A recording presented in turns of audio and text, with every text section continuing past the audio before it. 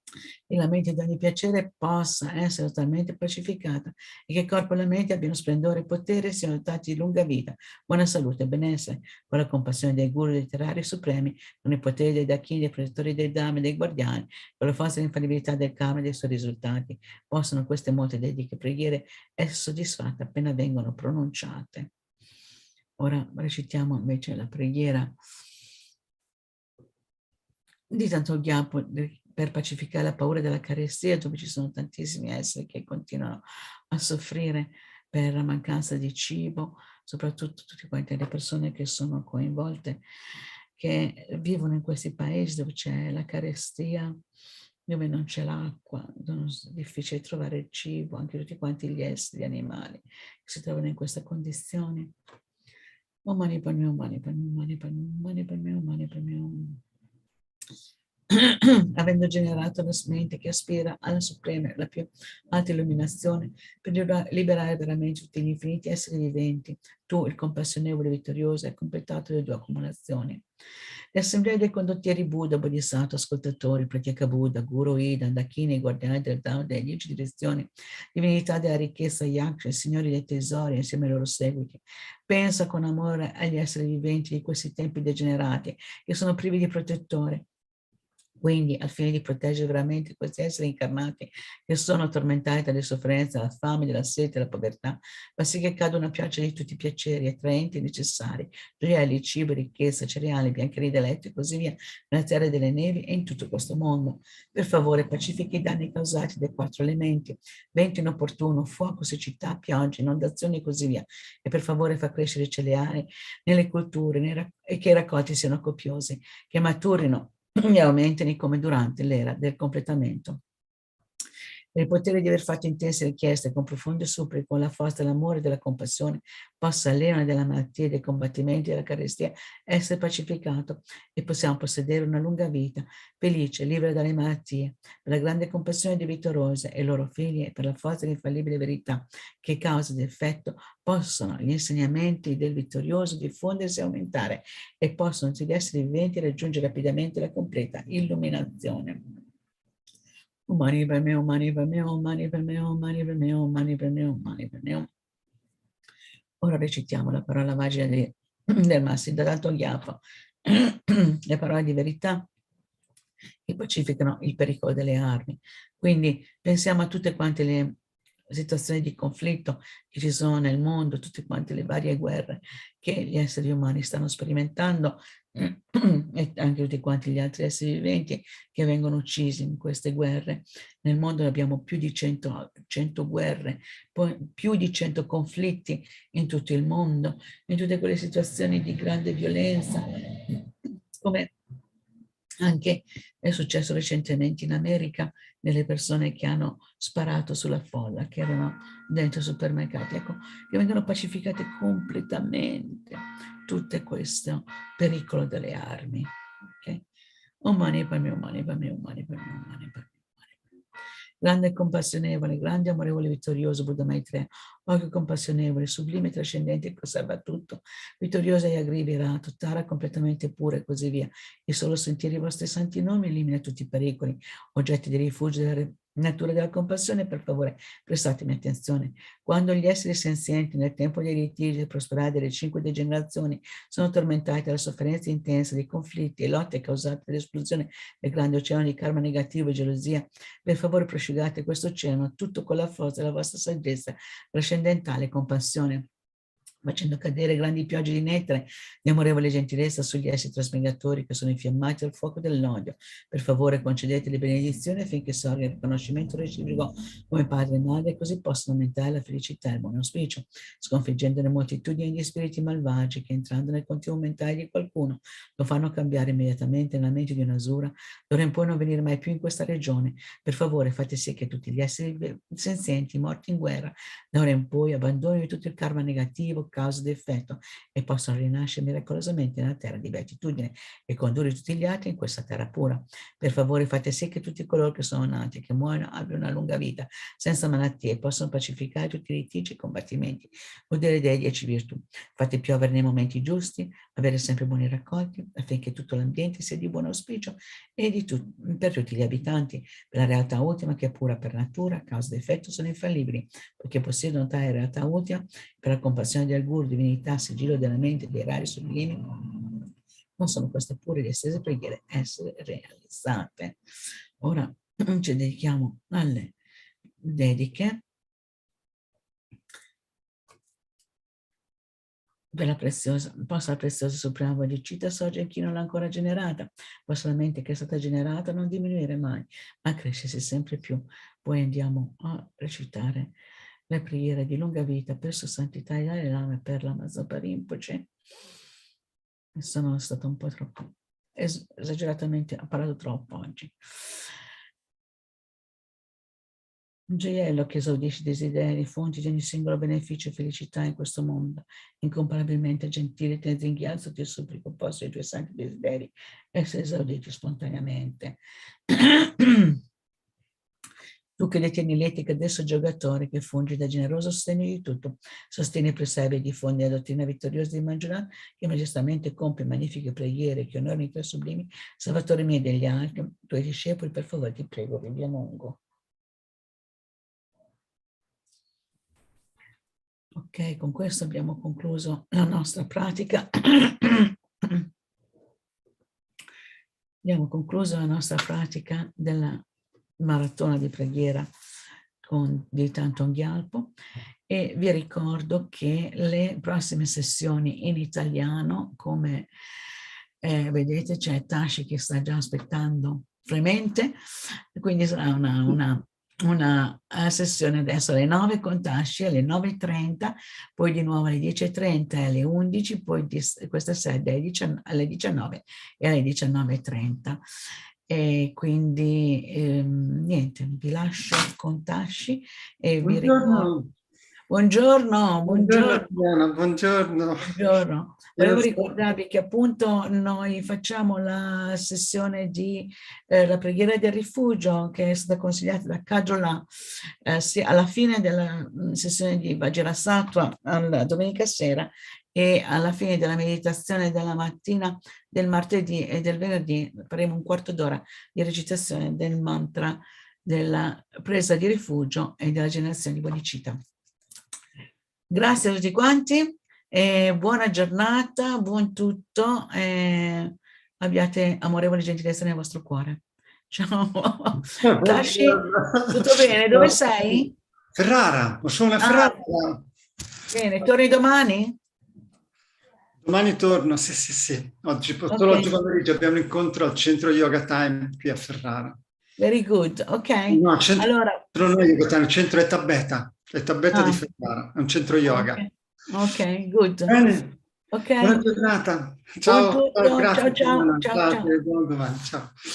Allora, buongiorno a tutti e buongiorno in questa giornata calda che ci aiuta anche a fermarci più volentieri nel posto dove siamo e quindi avere le condizioni per generare la nostra pratica quotidiana.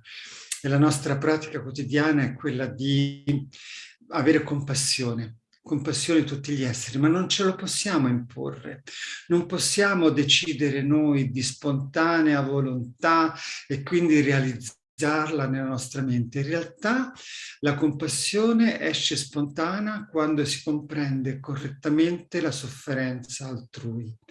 E per comprendere la sofferenza altrui dobbiamo uscire dal nostro ego, dobbiamo veramente lasciare andare tutte quelle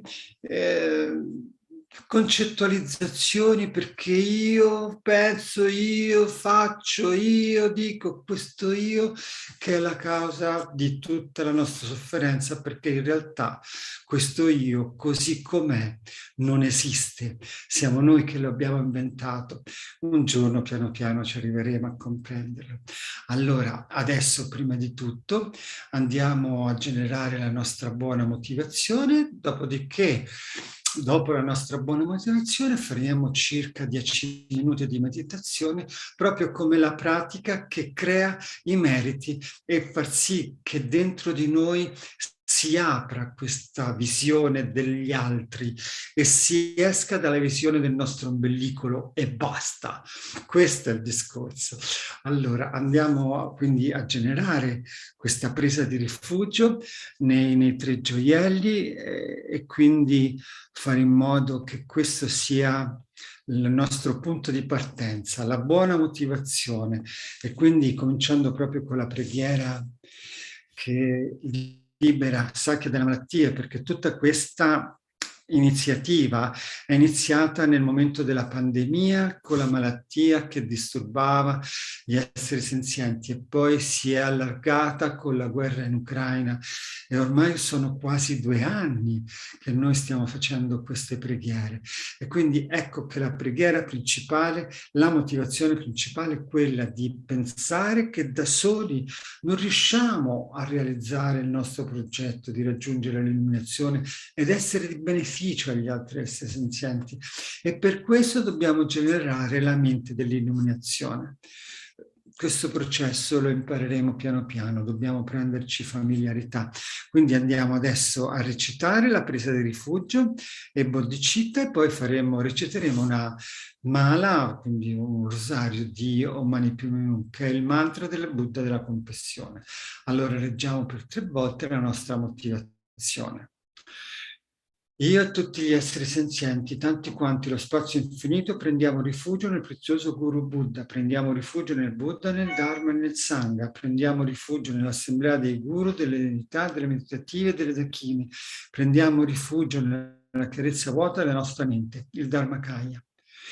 Io e tutti gli esseri senzienti, tanti quanti lo spazio infinito, prendiamo rifugio nel prezioso Guru Buddha, prendiamo rifugio nel Buddha, nel Dharma e nel Sangha, prendiamo rifugio nell'assemblea dei Guru, delle unità meditative e delle Dakine, prendiamo rifugio nella chiarezza vuota della nostra mente, il Dharmakaya. Io e tutti gli esseri senzienti, tanti quanti lo spazio infinito, prendiamo rifugio nel prezioso Guru Buddha, prendiamo rifugio nel Buddha, nel Dharma e nel Sangha.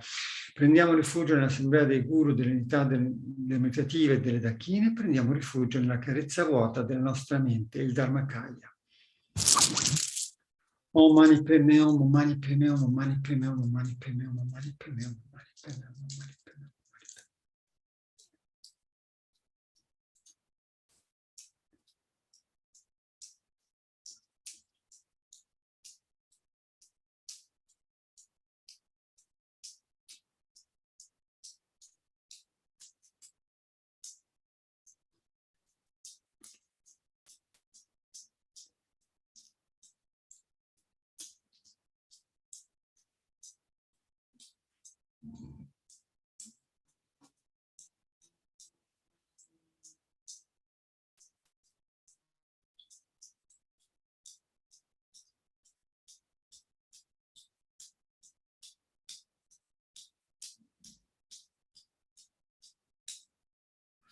Om Mani Padme Hum, Om Mani Padme Hum, Om Mani Padme Hum.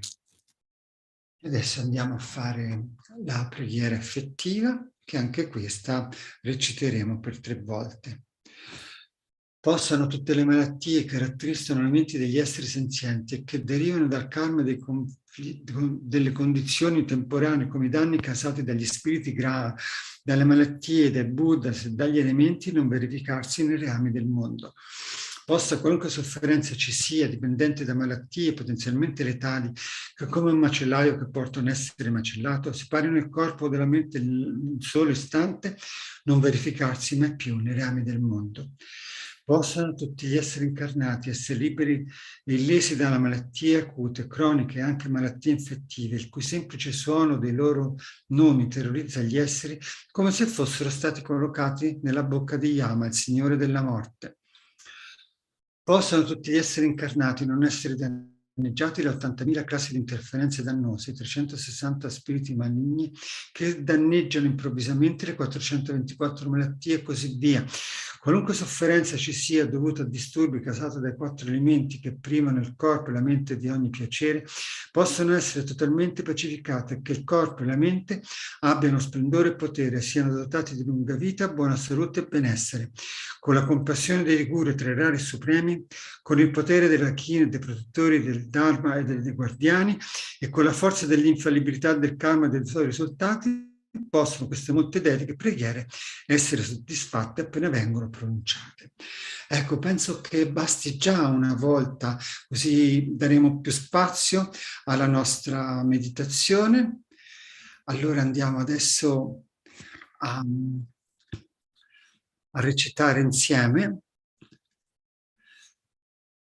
la preghiera che pacifica il pericolo delle armi, perché questo è molto importante e andremo poi a pensare proprio a questo e poi faremo la meditazione su cosa è la guerra, cosa significa le armi. Allora, quindi andiamo a leggere e recitare insieme le parole di verità che pacificano il pericolo delle armi. Om Mani Padme Hum, Om Mani Padme Hum, Om Mani Padme Hum. Grande amorevole, vittorioso Buddha Maitreya, occhio compassionevole, sublime, trascendente, che osserva tutto, vittoriosa Yagriva Irato, Tara completamente pura e così via. Il solo sentire i vostri santi nomi elimina tutti i pericoli. Oggetti di rifugio della natura della compassione, per favore, prestatemi attenzione.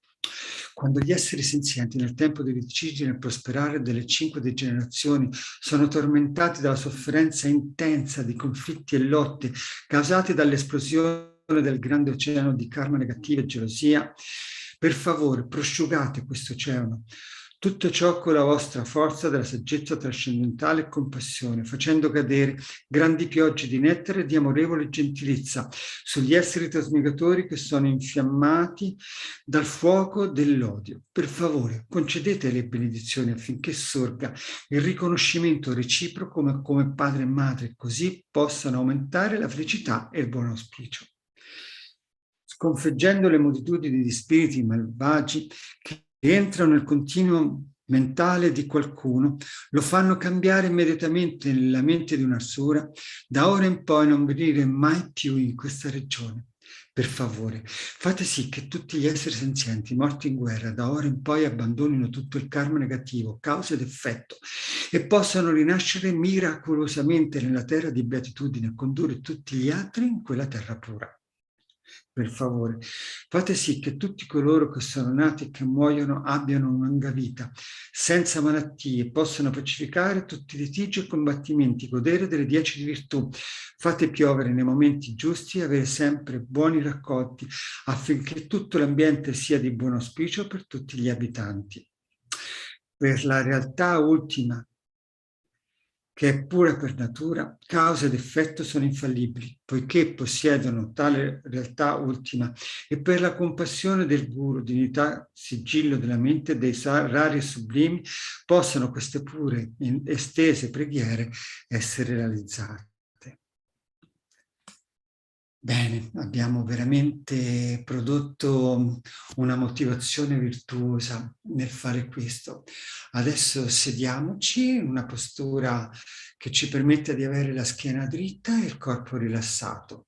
Socchiudiamo gli occhi e mettiamoci nell'attenzione del respiro, facendo in modo che tutti i pensieri, le distrazioni, i ricordi, le preoccupazioni vengano abbandonate e noi si abbia una attenzione, una vigilanza corretta, diritta, che guarda verso il nostro qui ed ora. E in questo momento il nostro respiro, quindi lasciamo andare tutto e se la nostra mente si distrae, torniamo sempre ancora con santa pazienza all'ottenzione del respiro, dell'aria che entra e l'aria che esce.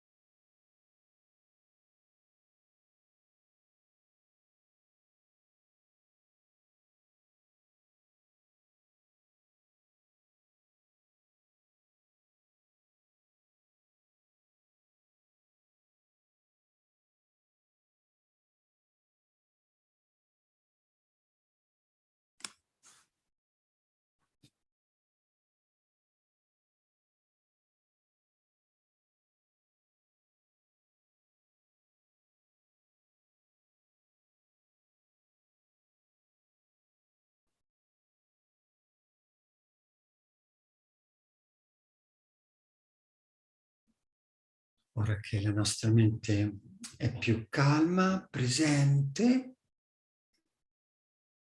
portiamo l'attenzione al nostro oggetto quotidiano su cui rifletteremo e mediteremo.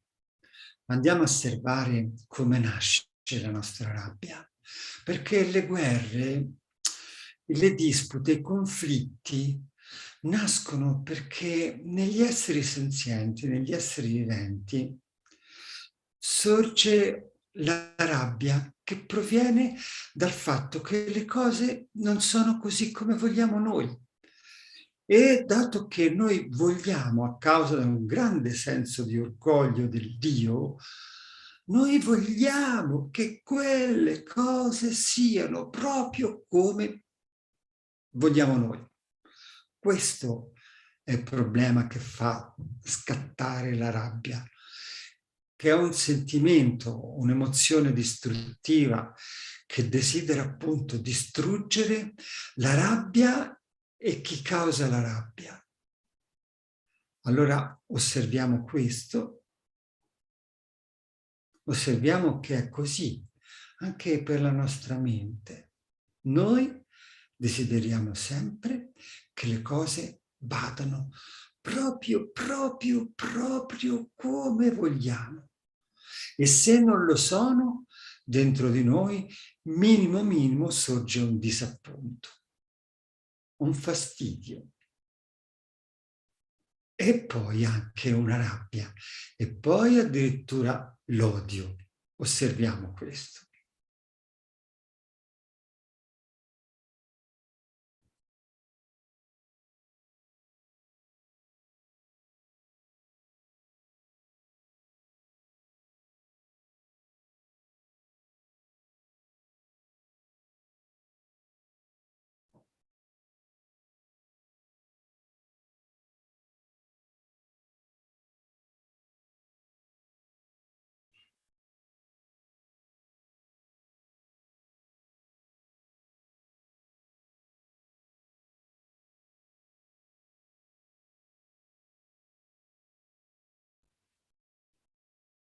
Ora che abbiamo osservato questo meccanismo, andiamo ad analizzare perché mai noi che siamo così desiderosi di provare felicità, non desideriamo che lo provino gli altri la felicità. Per noi c'è soltanto il nostro ego che guarda i nostri desideri e non pensiamo che anche gli altri hanno diritto a dire la loro e avere il loro tipo di vedere le cose, perché se questo modo di fare degli altri non danneggia, non è di danno e dà soltanto fastidio a noi perché le cose non sono come vogliamo, ecco che allora tutto questo diventa davvero bizzarro, assurdo. Consideriamo che gli altri anche vogliono un po' di felicità, un po' di pace. Riflettiamo su questo e facciamo su questo la nostra meditazione.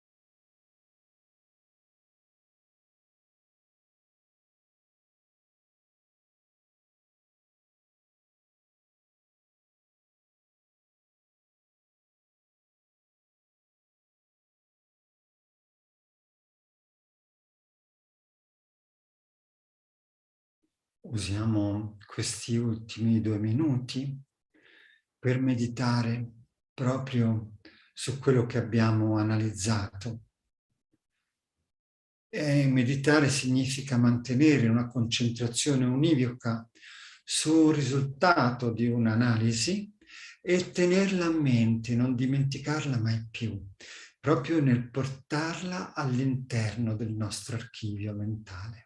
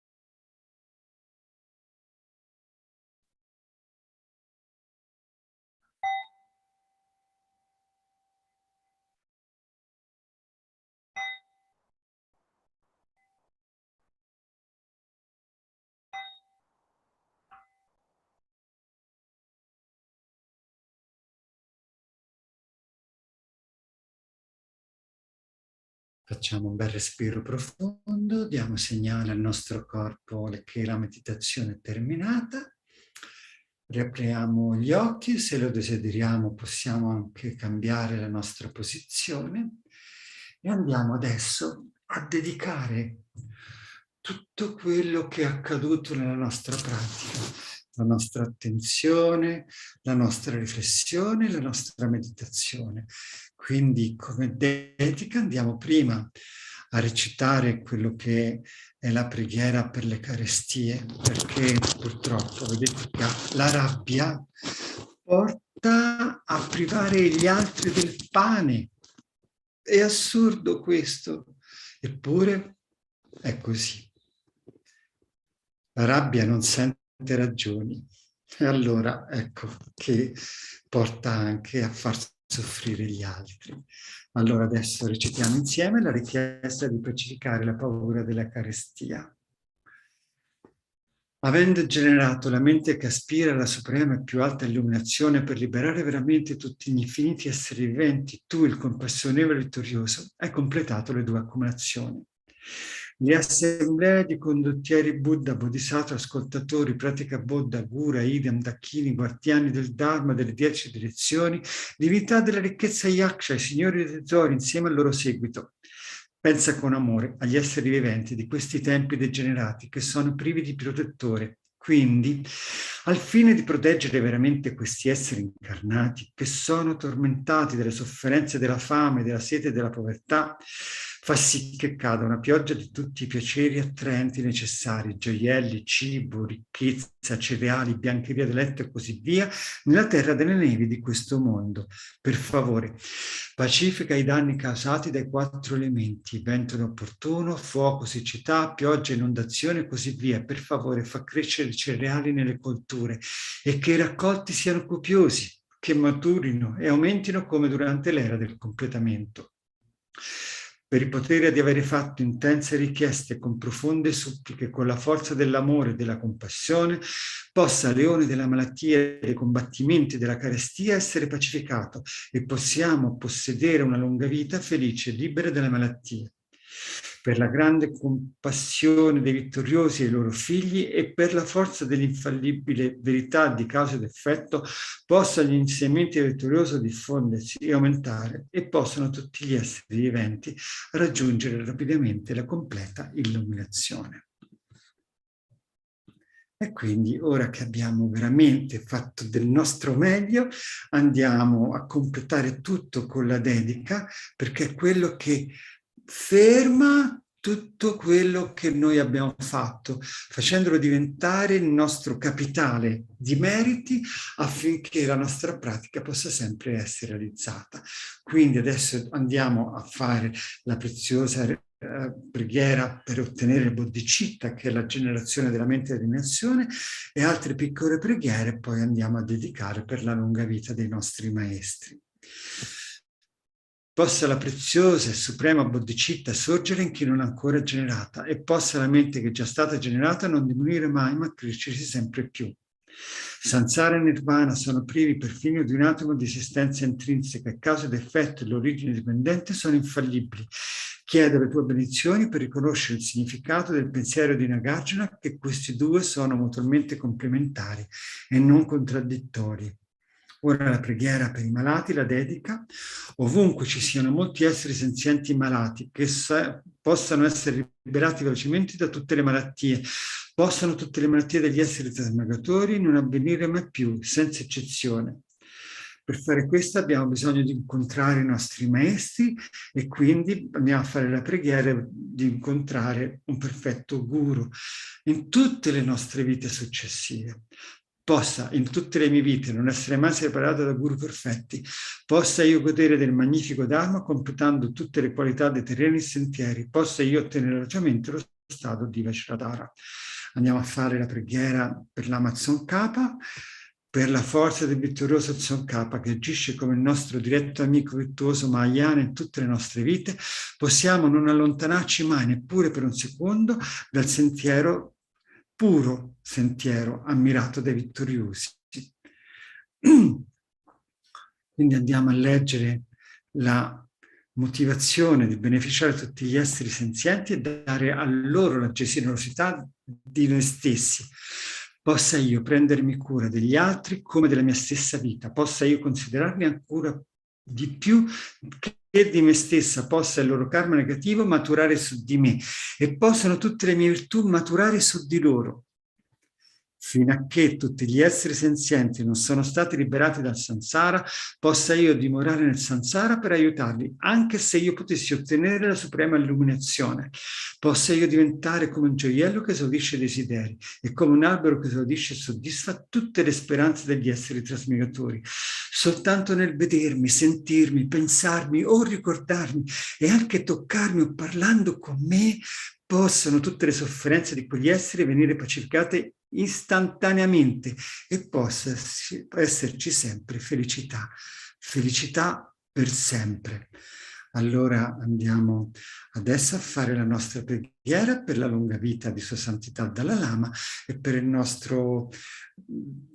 nostra guida spirituale principale, Lama Tsongkhapa, Lama Zopa Rinpoche. Gioiello che esaudisci i desideri, fonte di ogni singolo beneficio e felicità in questo mondo, incomparabilmente gentile Tenzin Gyatso, ti supplico, possano tutti i tuoi santi desideri essere esauditi spontaneamente e rimanere fino alla fine dell'esistenza ciclica. Per Lama Zopa Rinpoche, tu che detieni l'etica del soggettatore, che fungi da generoso sostegno di tutto, sostieni, preservi e diffondi le dottrine virtuose mangianate e che magistralmente compi magnifiche preghiere che onorano i tre supremi, Salvatore mio, di tutti gli altri tuoi discepoli, per favore, ti prego, vivi a lungo. Benissimo, grazie per avermi accompagnato in questa pratica e possa tutto quello che abbiamo fatto essere di beneficio a tutti gli esseri senzienti. Ora vi lascio nelle mani amorevoli della mia amica monaca Lucia e state quindi in buone mani e quindi continuiamo così questa staffetta di preghiera affinché tutto possa veramente realizzarsi come desideriamo e possano tutti gli esseri essere felici. Buongiorno Lucia, apri il tuo microfono così sento anche la tua voce. Sta a Ferrara.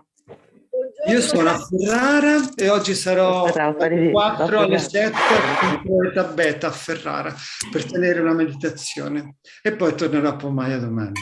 Ciao Lucia, buona giornata, grazie. Grazie a te. Ciao. Andiamo via subito? Ciao a tutti, ciao a tutti. Ah, non usciamo? Allora vado subito. Potete continuare a stare con Lucia, veramente, continuate le vostre preghiere.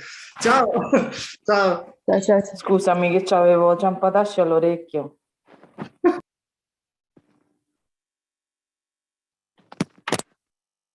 Ciao Irene.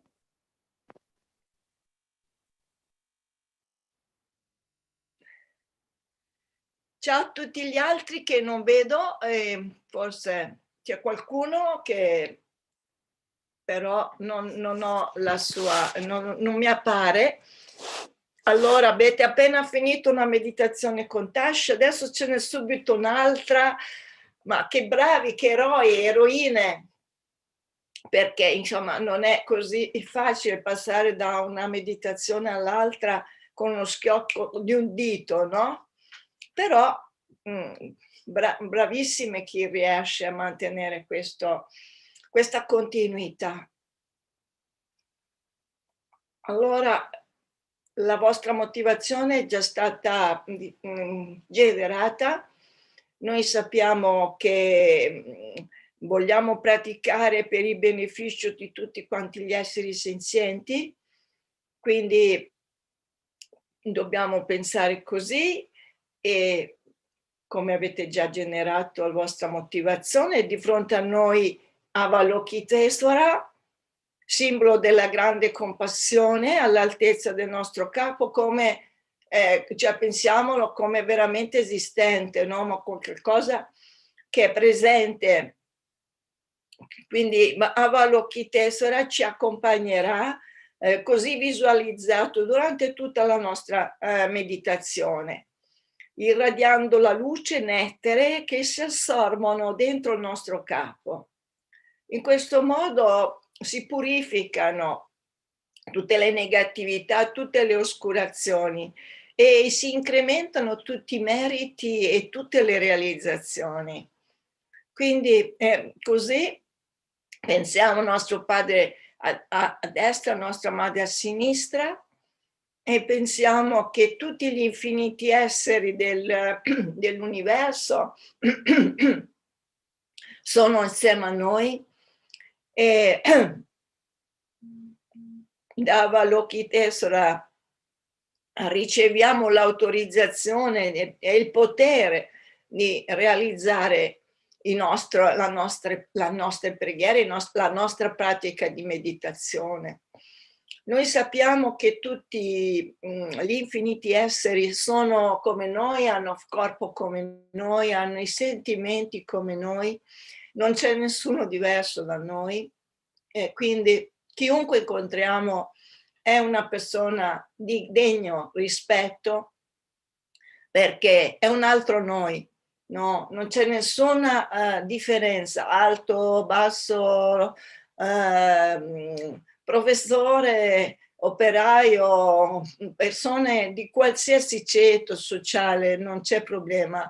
Al momento della morte e della nascita siamo tutti uguali, no? Non c'è nessuna etichetta che ci contraddistingue gli uni dagli altri.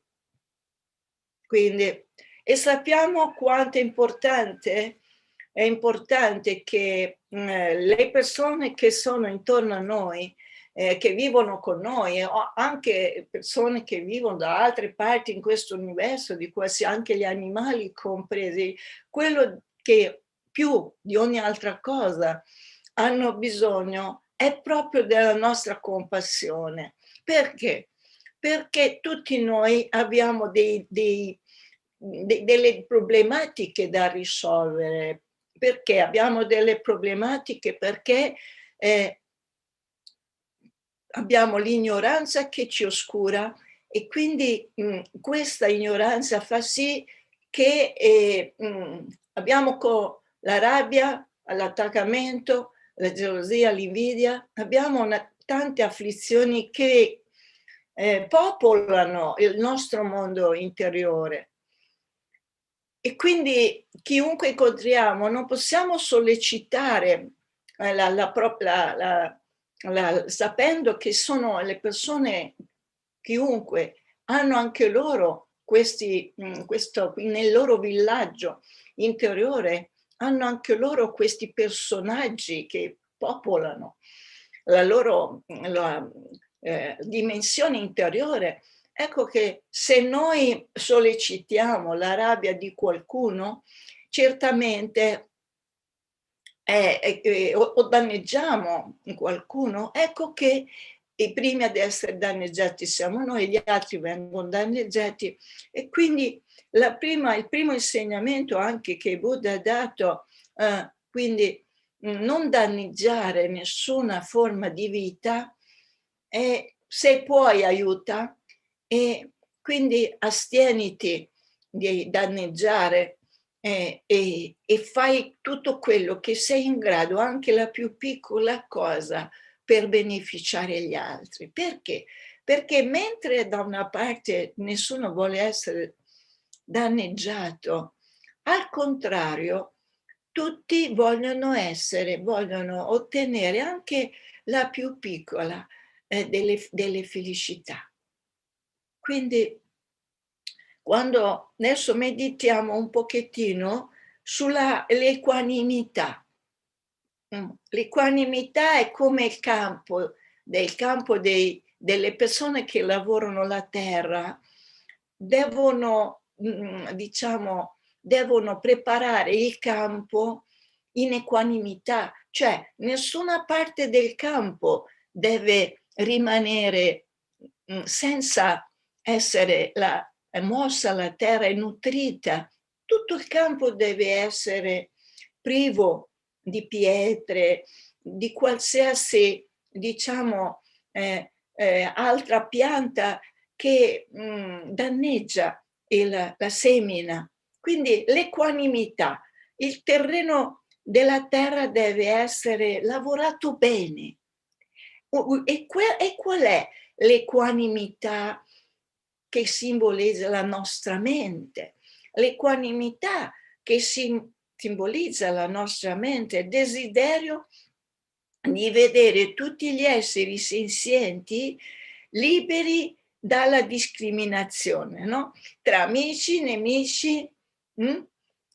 Questa discriminazione fra amici, nemici e indifferenti viene dal nostro attaccamento per alcuni e dall'avversione per altri. Il contadino non dice questa parte della terra è mia amica, questa parte della terra è mia nemica e questa parte della terra proprio mi è indifferente, no? E così anche noi proviamo adesso a pensare dentro di noi, possono tutti gli esseri essere nello stato equanime, anche noi, no? Noi stessi, no? Possono tutti gli esseri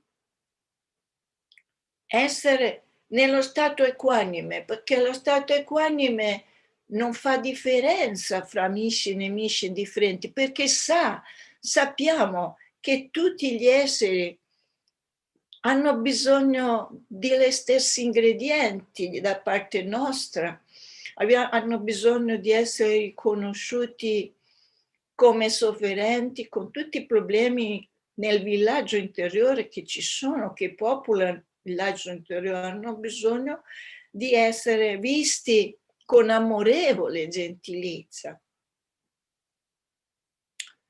Quindi anche il più terribile delle persone, la madre di questa persona terribile, che possiamo, senza stare a dire altro, comunque persona che compie anche la più persona che compie, la madre non avrà sempre un amore incredibile per il proprio figlio. E quindi vedete che ogni singolo essere senziente è oggetto di amore, di compassione. Proviamo adesso a vedere, a sentire quello di cui adesso abbiamo parlato. a vedere se lo riconosciamo dentro di noi e pensiamo così, io ho dentro di me questa mente equanime, meditiamo un pochettino così. Ricordiamoci che di fronte a noi c'è Avalokitesvara, non possiamo barare, non ha importanza, dobbiamo essere onesti con noi stessi e così possiamo dire, devo migliorarmi, oppure no, sono abbastanza equanime, no? Proviamo.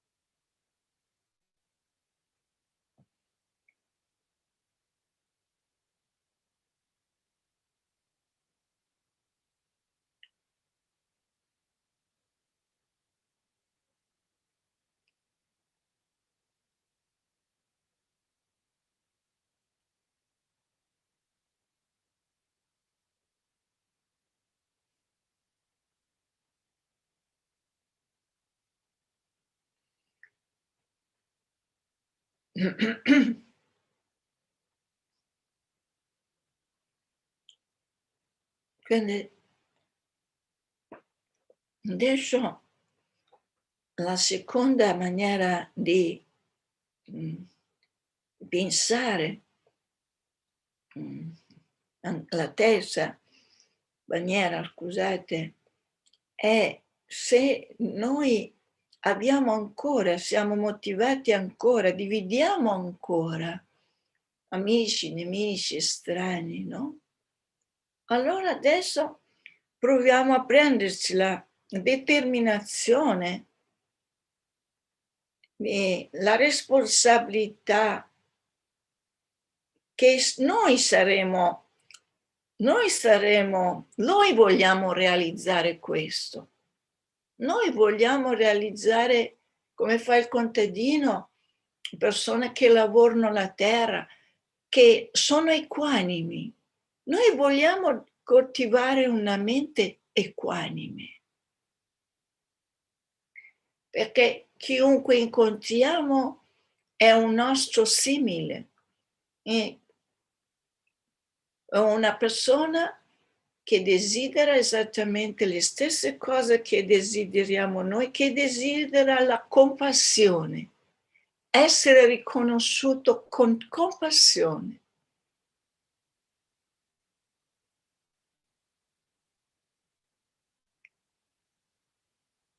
Proviamo a prenderci questa responsabilità, questa determinazione.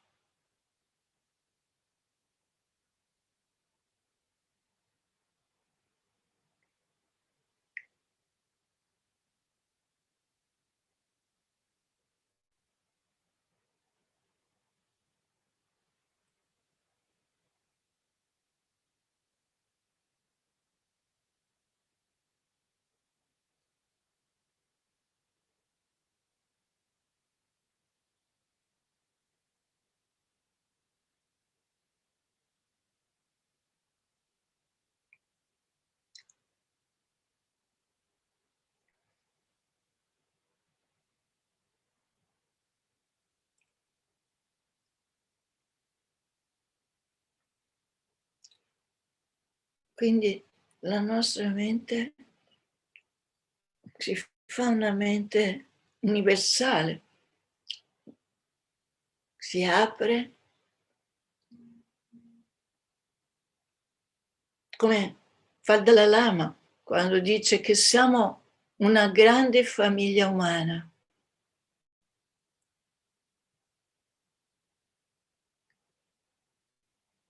E la quarta preghiera, adesso facciamo una supplica, una richiesta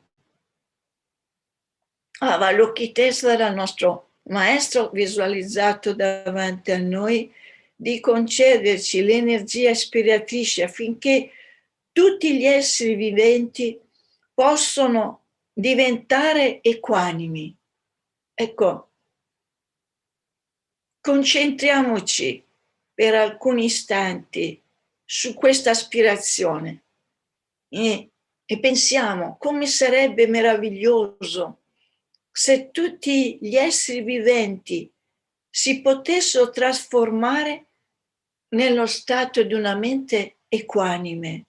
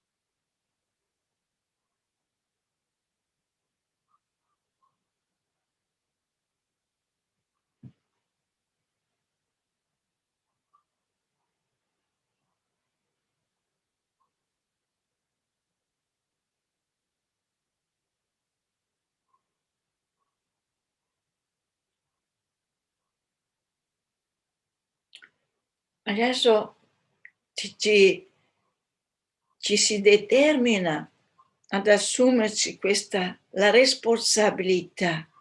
Cercherò di aiutare tutti gli esseri viventi affinché possano trovarsi nello stato equanime. Da sole, io stessa da sola farò questo. Cercherò di aiutare tutti gli esseri viventi affinché possano trovarsi nello stato equanime, da sola con ogni possibile mezzo. Meditiamo un pochino così.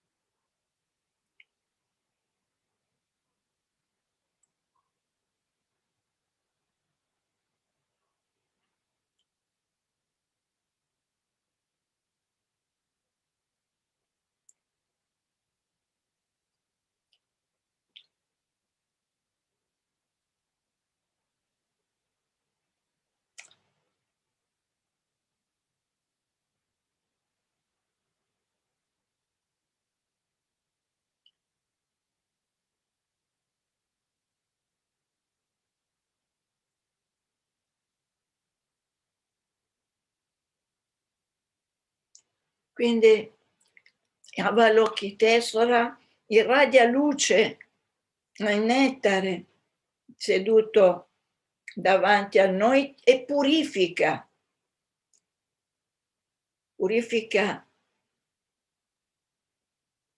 completamente il nostro, tutto quello che sono gli impedimenti a questa decisione che noi abbiamo preso, affinché non ci manchino mai le qualità e le realizzazioni della grande compassione, le qualità dell'equanimità, di una mente equanime,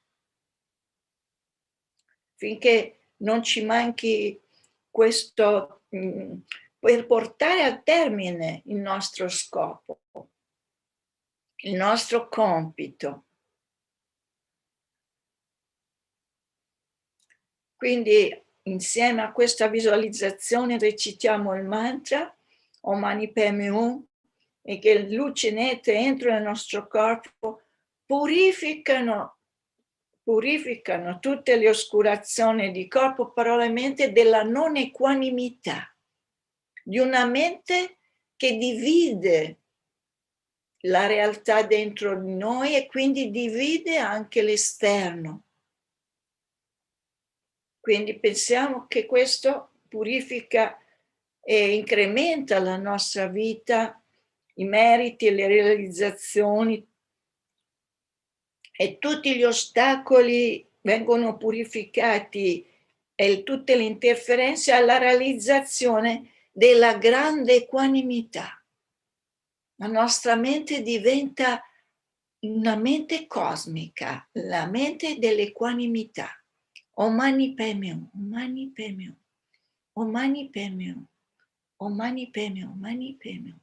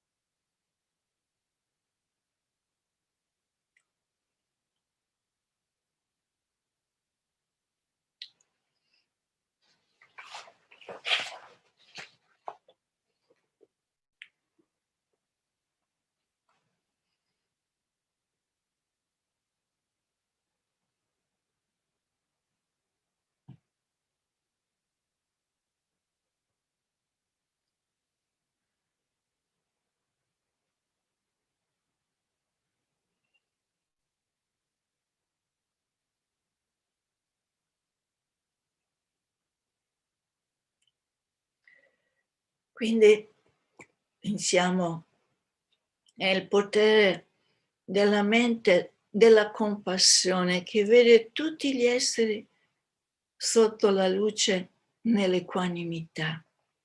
Vi volevo leggere una parte che voi già sicuramente sapete del potere della compassione.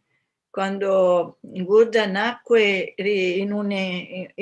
quando ancora nelle vite passate, in una rinascita infernale, egli era insieme a un essere degli inferni caldi e trascinava un carro su cui erano seduti i guardiani del karma sopra una superficie di rosso ferro incandescente. Egli provò una così grande compassione per la sofferenza del suo compagno, no? Di pena, che a costo di sacrificare se stesso volle spingere il carro da solo e pregò, inoltre pregò anche di poter prendere il posto di tutti gli altri esseri senzienti che avevano il karma di sperimentare simili sofferenze. E quando si sacrificò per liberare dalla sofferenza quell'essere infernale, i guardiani del karma gli dissero che era pazzo e lo presero a martellate sul capo. In quello stesso istante egli si liberò immediatamente dal reame infernale e la sua coscienza venne trasferita nella terra pura di Tushita. E quindi viene proprio affermato negli insegnamenti che quella fu la prima volta che il Buddha sviluppò la grande compassione. Ci sono tante storie. Anche a Sangha, quando è uscito dalla grotta dove cercava di meditare per vedere il Buddha Maitreya, non l'aveva visto dopo tanta meditazione. Quando lo vide? Quando generò una compassione profondissima per un cane che aveva incontrato per la strada pieno di vermi, voleva liberare il corpo di questo esserino, questo cane mangiato dai vermi nella parte posteriore, e lo fece attraverso una grande compassione. In quel momento quel cagnolino si trasformò in Buddha Maitreya. Quindi vedete, questo è il potere della grande compassione. Quindi adesso noi abbiamo meditato sulla mente equanime, e una mente equanime è la base per lo sviluppo della grande compassione, quando riconosciamo che ciascun essere senziente è la fonte di tutta la nostra felicità. No? È come la madre che vede in quell'essere il suo preziosissimo figlio. Dedichiamo tutti i meriti per la lunga vita di Sua Santità il Dalai Lama, di Lama Zopa Rinpoche, affinché la Oser Rinpoche, affinché tutti i loro desideri si realizzino, abbiano una lunga vita e quindi possono trovare tutto ciò di cui hanno bisogno, affinché la nostra preziosa mente dell'illuminazione che ancora non è sorta in noi sorga e possano accrescerci sempre di più. A causa di queste virtù possono tutte le nostre dediche avere successo, e a causa di queste virtù possa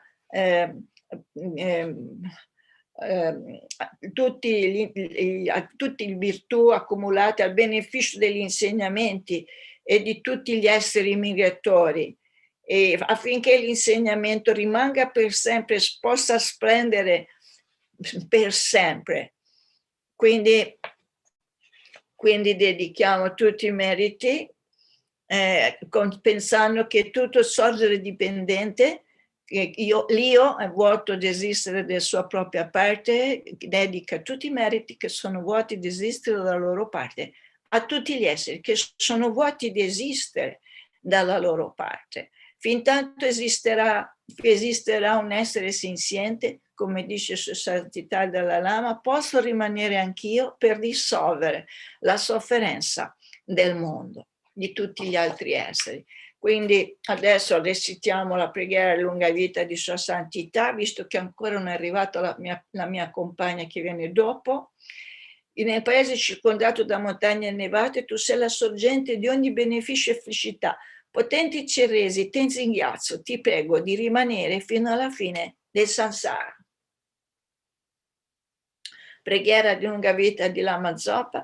Tu che detieni l'etica del soggiogatore, che fungi da generoso sostegno di tutto, sostieni, preservi e dissemina la dottrina vittoriosa e mangiornata, tu che magistralmente compi magnifici preghiere con noi tre gioielli, Salvatore e degli altri tuoi discepoli, ti prego per favore vivi a lungo. Richiamo tutti i meriti per tutte le persone coinvolte nella guerra, nelle malattie, le persone che stanno morendo, che sono nel bardo, le persone che conosciamo che hanno problemi, qualsiasi tipo di problema, possano loro veramente trovare una soluzione che le liberi completamente da ogni tipo di ostacolo. Vi ringrazio e vi saluto, vi auguro tutto il bene, tutto il meglio per la vostra pratica.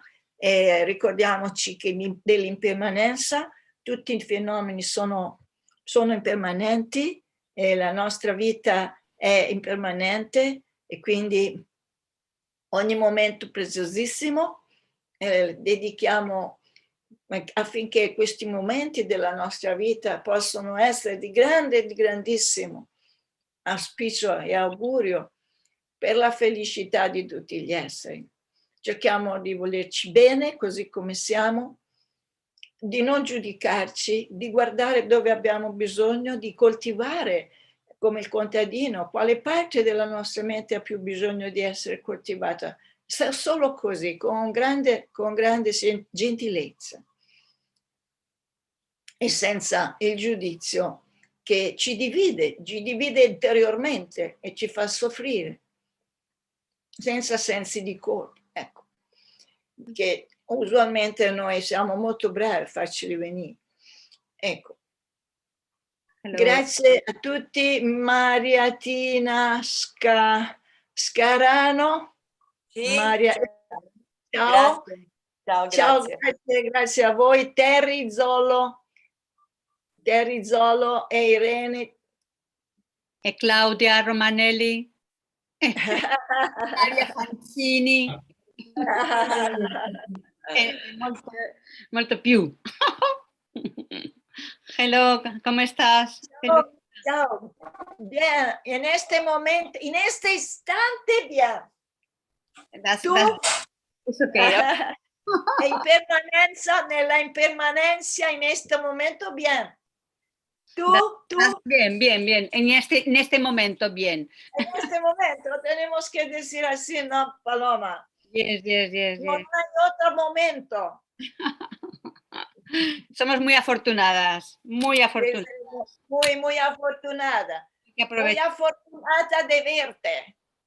Yes, también. Yo de a ti. Bueno, pues muchas gracias, Lucía, cuídate. Muchas gracias a ti. También. Cuídate. Gracias. Chao.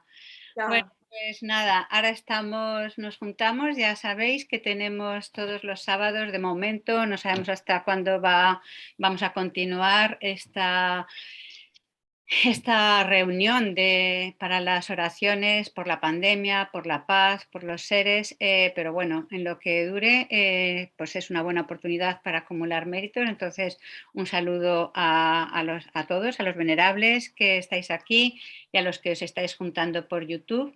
Entonces, hoy quería incorporar, además de hacer las oraciones que habitualmente hacemos por Thangtong Gyalpo, pues hemos, en las noticias de la FPMT venía un consejo de Cadrola. Muchos de vosotros tenéis la oportunidad quizás habéis conocido ya a Cadrola, y si no, desde luego os recomiendo que entréis en su Facebook, y ahí hay enseñanzas traducidas, un ser extraordinario, como podemos testificar los que la hemos conocido, ¿vale?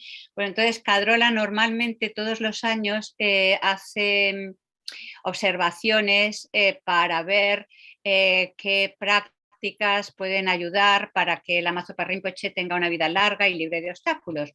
Entonces todos los años pues se hacen, y pues a veces y recomienda diferentes prácticas, ¿vale? Entonces estas ya se han hecho este año, pero se ve que siguen estando vigentes obstáculos para la salud y larga vida de Lama Zopa Rinpoche. Y entonces con esa base Cadrola ha recomendado que sus estudiantes pongamos con mayor atención durante 2 meses a hacer la práctica de la recitación del refugio y la mente de la bodhicitta. Y ha pedido eso, que encarecidamente que lo hagamos, y que lo hagamos, pues ya sea que lo organicemos en grupo, que lo hagamos individual, etcétera. Entonces, bueno, pues dado que realmente lo más, necesitamos seguir creando causas para tener a su santidad el Dalai Lama, a Lama Zopa Rinpoche, Geshe Lamsan y a los diferentes maestros con nosotros. Cuando se van es como que el mundo se apaga, la luz. Entonces, pues es bueno que sigamos los consejos de Cadrola. Por eso había pensado En la sesión de ahora, aunque es cortita, vamos a dedicar unos momentos a hacer la recitación tal cual de la oración de refugio y bodhicitta, que todos con la que siempre arrancamos nuestras prácticas, ¿no? La de tomo refugio en el Buda, en el Dharma, etcétera, y también en tibetano. Entonces haremos unos momentos esa recitación y luego ya pasamos a la de Thangtong Gyalpo. También os recuerdo que, bueno, en breve vamos a empezar lo que se llama el periodo de Sakadawa, el mes de Sakadawa, en el que las acciones meritorias se multiplican por 100. No, creo que es por más de 100.000, pero bueno, digamos que generalmente se conoce por lo de los 100.000, pero creo que es más. Y entonces, pues también organizamos una serie de prácticas por lo menos durante los primeros 14 días, porque el día como tal de Sakadawa, que conmemora la iluminación de Buda, es el día 14 de junio. Entonces hay prácticas todas las mañanas desde las 5:15 hasta las 7, que el Centro Nagariuna de Valencia pues organizamos, y a lo que estáis pues bienvenidos.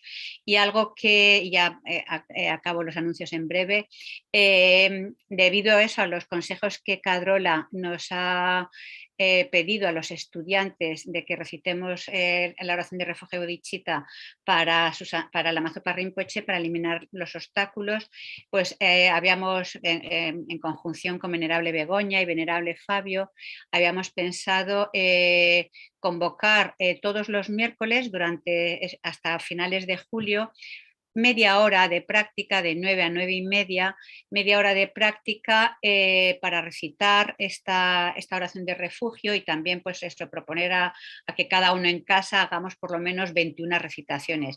Yo os pondré, aunque toda esta información pues os llegará a los diferentes socios de los centros, y si no, desde luego en la página web de Valencia la tenéis. Yo os lo voy a colgar también ahora luego al acabar en los enlaces en el chat de, ¿cómo se llama?, de YouTube, ¿vale? Pero bueno, para que lo tengamos en cuenta. Entonces, sin más preámbulos, vamos a estar unos momentos en silencio, generamos la motivación, haremos primero lo de la práctica del refugio y luego ya Thangtong Gyalpo, ¿vale? Entonces estamos unos momentitos en silencio.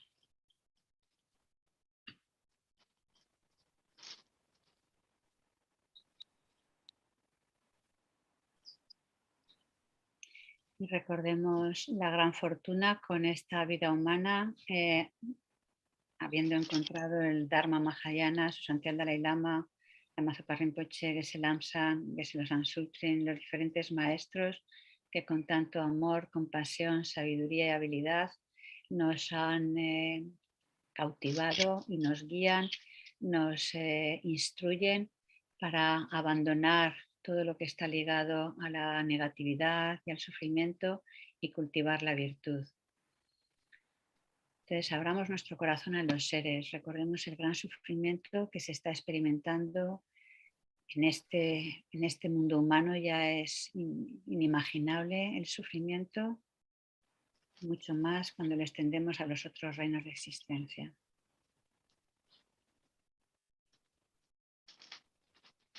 Pues si vamos poniendo los pasos que nos instruyen, si vamos aplicando las enseñanzas, pues vamos acercándonos hacia ese despertar, hacia ese florecimiento de toda nuestra naturaleza búdica y el logro de la iluminación.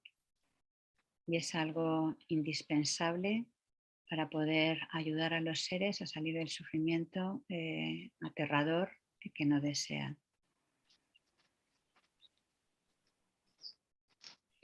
Y aunque todos conocéis la oración de refugio, pero bueno, por si algunos que a veces en tibetano no todo el mundo la conoce, voy a compartir pantalla. A ver dónde la tengo.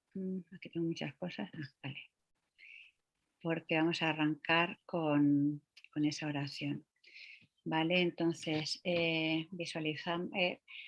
en esta ocasión, como estamos haciendo la oración de Thangtong Gyalpo, pues visualizamos a Guru Chenrezig, como habitualmente estemos más familiarizados, ya sea de 4 brazos o 1000 brazos o incluso de 2, en el aspecto que se manifieste.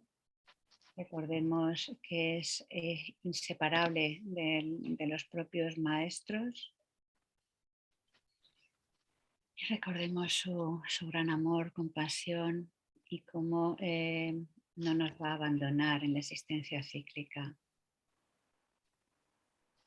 Entonces, sintiendo a los seres que están rodeándonos, deseando lo mismo que nosotros, la felicidad y no sufrir. Cuando ahora recitaremos y vamos a recitar unas cuantas veces juntos la oración de refugio, alguna vez en castellano y luego en tibetano. Y os aconsejo que las contabilicéis y en su momento lo comuniquéis a los coordinadores de vuestros centros para saber cuántas hemos podido dedicar para la larga vida de Lama Zopa Rinpoche y de los maestros.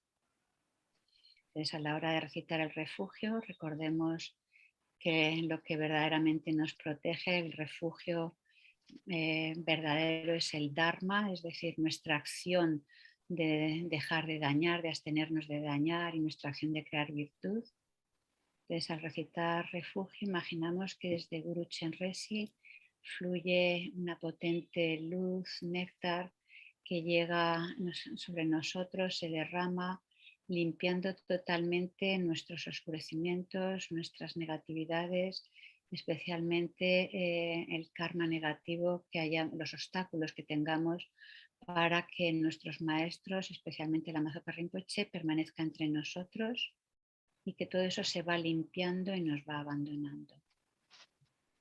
Pero vamos a recitar juntos unas cuantas veces en castellano y luego en tibetano. Busco refugio hasta que alcance el despertar en el Buda, en el Dharma y en la Asamblea Suprema de la Sangha, que por mi práctica de la generosidad y las demás perfecciones llegue a ser un Buda para beneficiar a todos los seres. Busco refugio hasta que alcance el despertar en el Buda, en el Dharma y en la Asamblea Suprema de la Sangha, que por mi práctica de la generosidad y las demás perfecciones llegue a ser un Buda para beneficiar a todos los seres. Busco refugio hasta que alcance el despertar en el Buda, en el Dharma y en la Asamblea Suprema de la Sangha, que por mi práctica de la generosidad y las demás perfecciones llegue a ser un Buda para beneficiar a todos los seres. Busco refugio hasta que alcance el despertar en el Buda, en el Dharma y la Asamblea Suprema de la Sangha, que por mi práctica de la generosidad y las demás perfecciones llegue a ser un Buda para beneficiar a todos los seres. Busco refugio hasta que alcance el despertar en el Buda, en el Dharma y en la Asamblea Suprema de la Sangha, que por mi práctica de la generosidad y las demás perfecciones llegue a ser un Buda para beneficiar a todos los seres. Y ahora recitamos en tibetano. Sanje chodan songi chonam la chanchu bardu dani kya suchi dagi jinso jipe sonanki drola penche sanje drupa so sanje chodan songi chonam la chanchu bardu dani kya suchi dagi jinso jipe sonanki drola penche sanje drupa so sanje chodan songi chonam la chanchu bardu dani kya suchi dagi jinso jipe sonanki Drola penche sanje drupa so sange chodan sungi chonam la chanchu vardu dani kya suchi dagi rin so jipe sonangi drola penche sanje drupa so sange chodan sungi chonam la chanchu vardu dani kya suchi dagi rin so jipe sonangi drola penche sanje drupa so.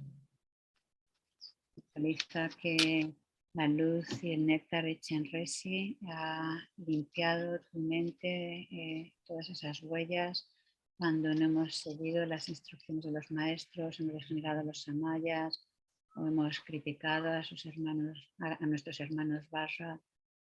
Todos los obstáculos que hayamos podido crear en relación con el maestro se han purificado. La dedicación final la haremos al concluir la práctica de Thangtong Gyalpo que empezamos.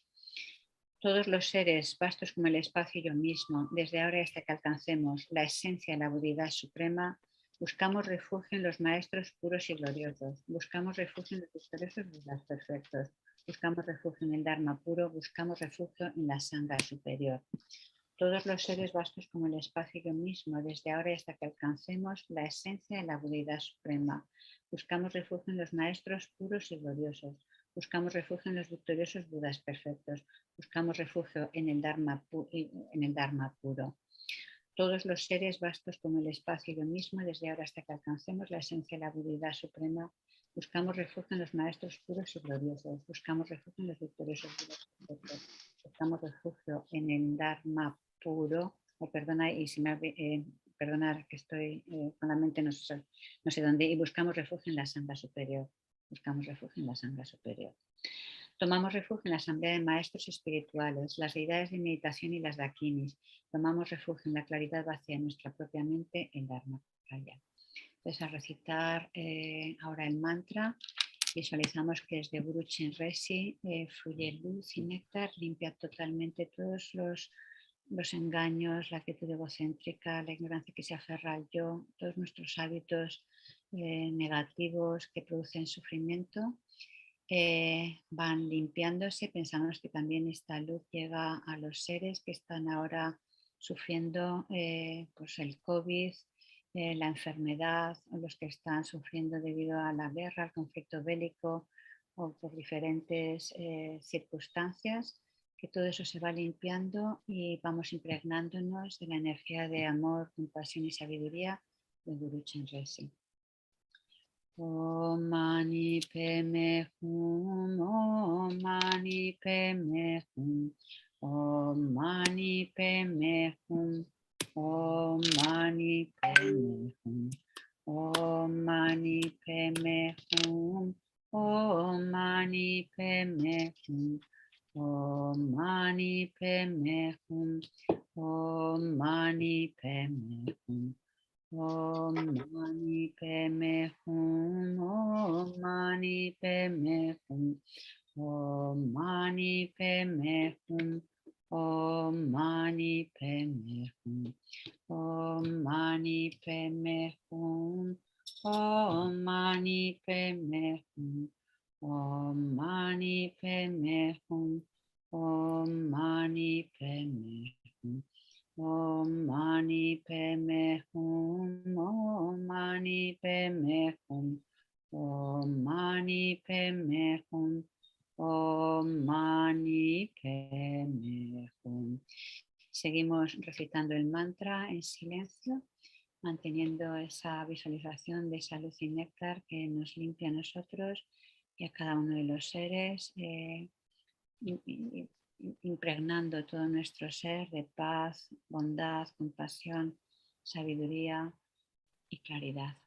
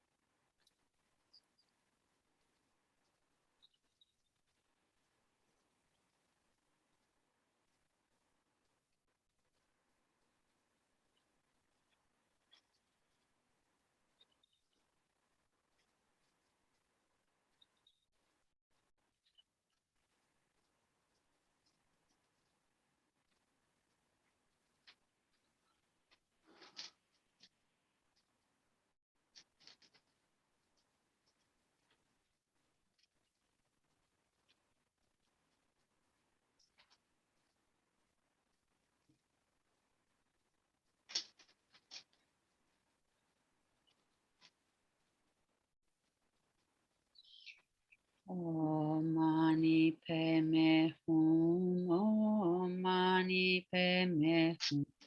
Om Mani Padme Hum. Om Mani Padme Hum. Recitamos la oración de Thangtong Gyalpo. A ver un momentito que... Okay.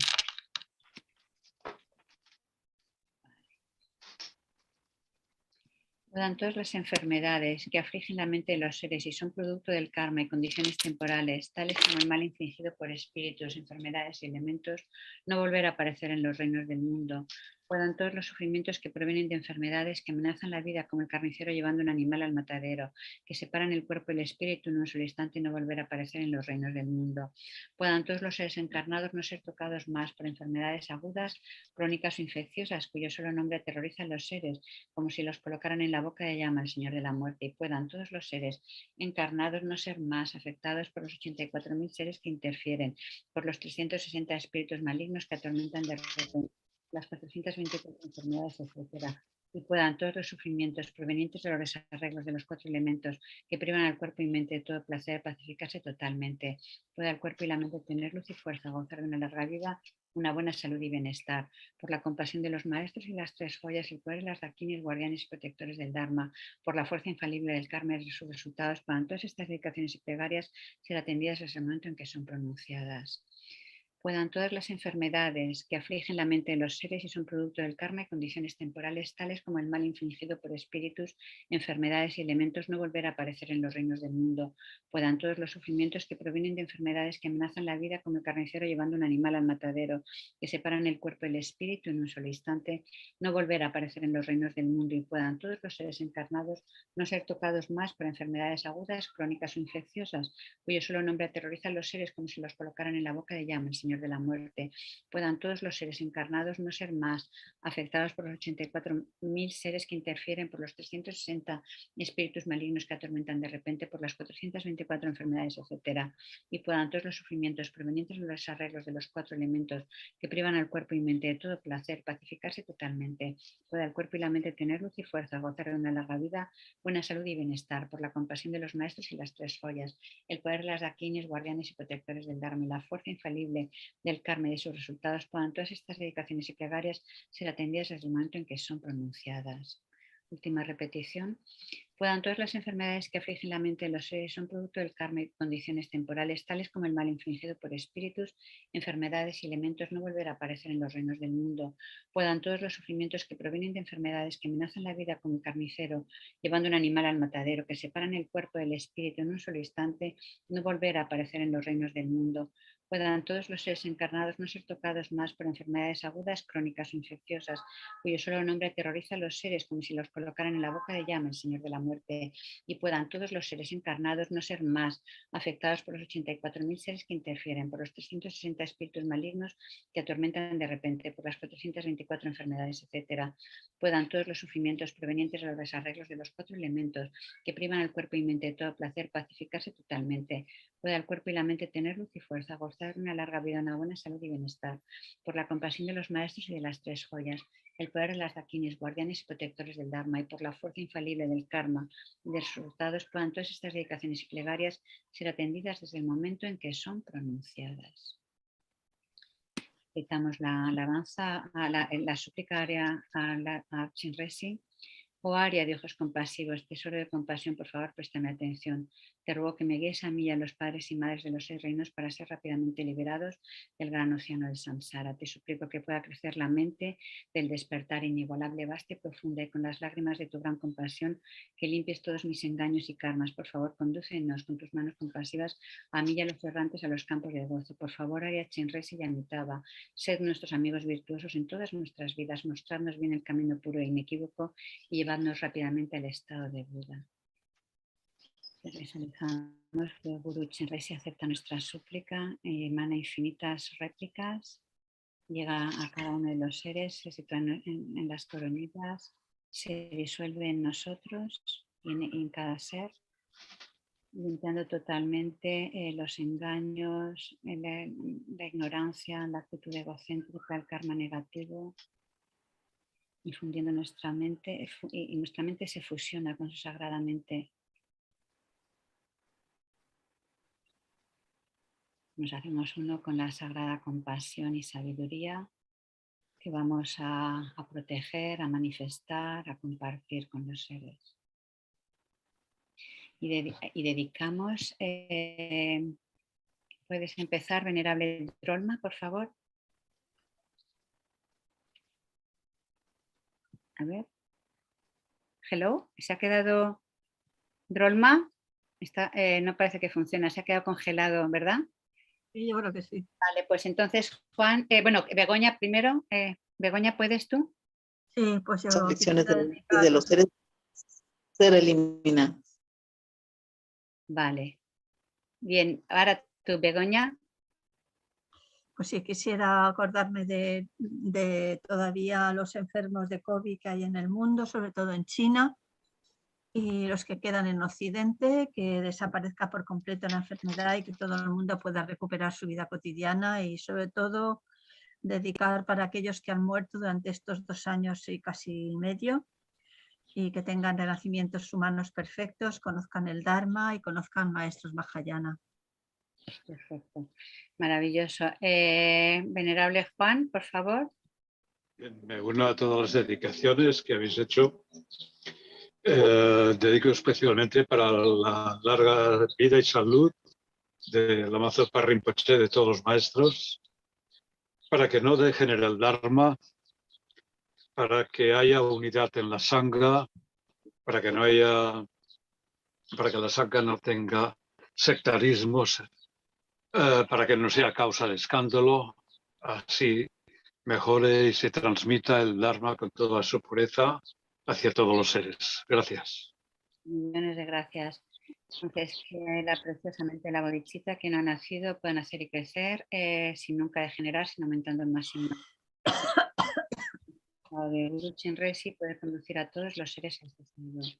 Dedicamos por todos los que han fallecido, ya sea por la pandemia, por la guerra, por cualquier circunstancia, o los que están en los reinos inferiores, que puedan tener renacimientos afortunados, encontrar maestros Mahayana plenamente cualificados, recibir el Dharma y practicarlo con pureza y lograr rápidamente la iluminación, que nosotros volvamos a encontrar a estos Budas vivientes y sigamos creando las causas para Sular, poniendo en práctica las enseñanzas, llevando a cabo aquello que más complace a nuestros maestros, que sigamos creando las causas para tenerlos entre nosotros, especialmente por la larga vida de Lama Zopa Rinpoche, su ante el Dalai Lama y los diferentes maestros, también por el cese de la pandemia, el cese del conflicto bélico, que podamos vivir todos en armonía unos con otros. En la tierra rodeada de montañas nevadas, tú eres la fuente de todo beneficio y felicidad. Poderoso Chenrezig Institute, que llevas una vida larga hasta que finalice el samsara. Tú que mantienes el camino moral del subyugador, que sirves como el generoso que lo soporta todo, sosteniendo, preservando y extendiendo la victoriosa doctrina de Manjunat, que llevas a cabo oraciones magníficas que honran a las 3 joyas. Salvador mío y los demás, tus discípulos, te lo ruego, ten una vida larga. Y que podamos volver pronto a enseñanzas presenciales con su santidad el Dalai Lama y Lama Zopa Rinpoche. Pues muy bien, fenomenal. Muchas gracias. Os recuerdo que esta tarde a las 9 tenemos otra sesión con Venerable Fabio y eso, como comentaba al principio de la sesión, los miércoles de 9 a 9 y media os he compartido en el YouTube el enlace. Haremos oraciones para la larga vida de Lama Zopa Rinpoche, ¿vale? Muchos besitos y cuidaros todos, ¿vale? Y todas. Gracias, Chenrezig Institute. Y hola, Cristiana. Cristiana, micrófono. Ahora. Okay. Lucky me that I have you telling me that. Otherwise, blah, blah, blah, blah, blah, blah, blah, blah, blah, blah, blah, blah. Nobody will hear anything. Ok, grazie. Grazie e cuídate, Cristiana. Ciao. Grazie. Bye. Allora, cominciamo la pratica in italiano. Vorrei dire una cosa in premessa. Se poi arriva altra gente per ascoltare l'italiano e non l'avrà sentita, questa cosa che sto dicendo, sto per dire in premessa, casomai gliela dite voi.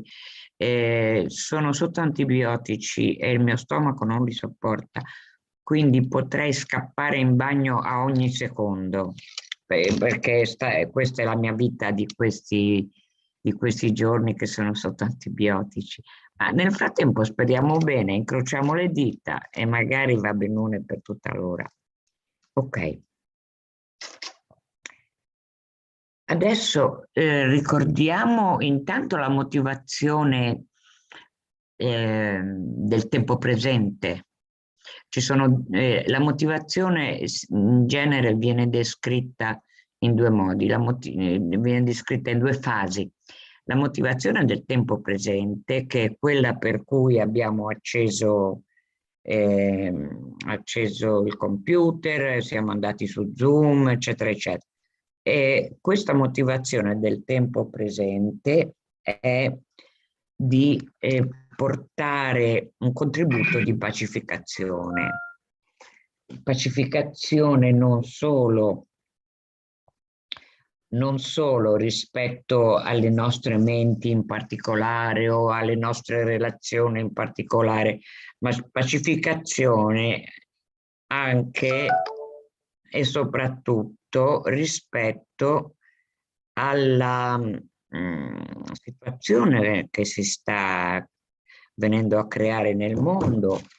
Non che prima fosse molto meglio, perché ci sono state guerre sempre in Sud America, in Africa, in Medio Oriente, ci sono sempre stati conflitti armati, ci sono sempre state grandissime crudeltà e ingiustizie. Pensiamo anche solo a ciò che continua a succedere in Tibet da 60 anni ormai, o 70, insomma da tantissimi anni, ci sono sempre stati. Adesso è venuto il momento per noi privilegiati di questi paesi europei non così poveri come la Francia, l'Italia, la Spagna, la Germania, eccetera, è venuto il momento di accorgercene che viviamo tra i nostri simili pazzi. E quindi anche noi siamo pazzi, anche se non ci piace la guerra, anche se non vogliamo andare a prendere armi e sparare da un lato o dall'altro della barricata. Questo è quello che i maestri chiamano samsara. Samsara significa tecnicamente ruota dell'esistenza ciclica, ma scusate, chiudo tutti questi suonetti. Tecnicamente significa ruota dell'esistenza ciclica, ma il contenuto del samsara è la pazzia, cioè è andare dove ci facciamo male. L'esempio classico è quello della farfalla che sbatte contro una lampadina finché non muore, ma lei vuole andare lì, è convinta che chissà cosa c'è lì, vede la luce, spera di trovare l'aria aperta, il sole, eccetera, però muore.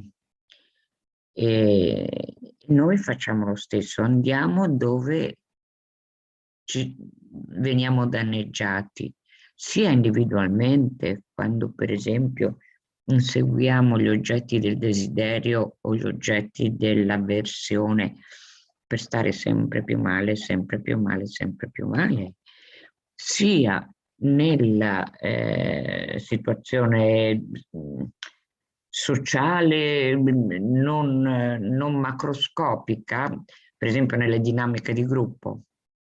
Non si fa, difficilissimo che si faccia in un gruppo anche ben intenzionato, anche virtuoso, che si riunisce per scopi positivi. È difficile che si riesca a tenere il controllo sull'impulso l'impulso a seguire un'attitudine egocentrica. L'attitudine egocentrica non può che farci male. Ok, dicevamo, sia a livello individuale, sia a livello di gruppo non grande, sia a livello sociale generale. Questa è la nostra realtà, viviamo in una situazione così.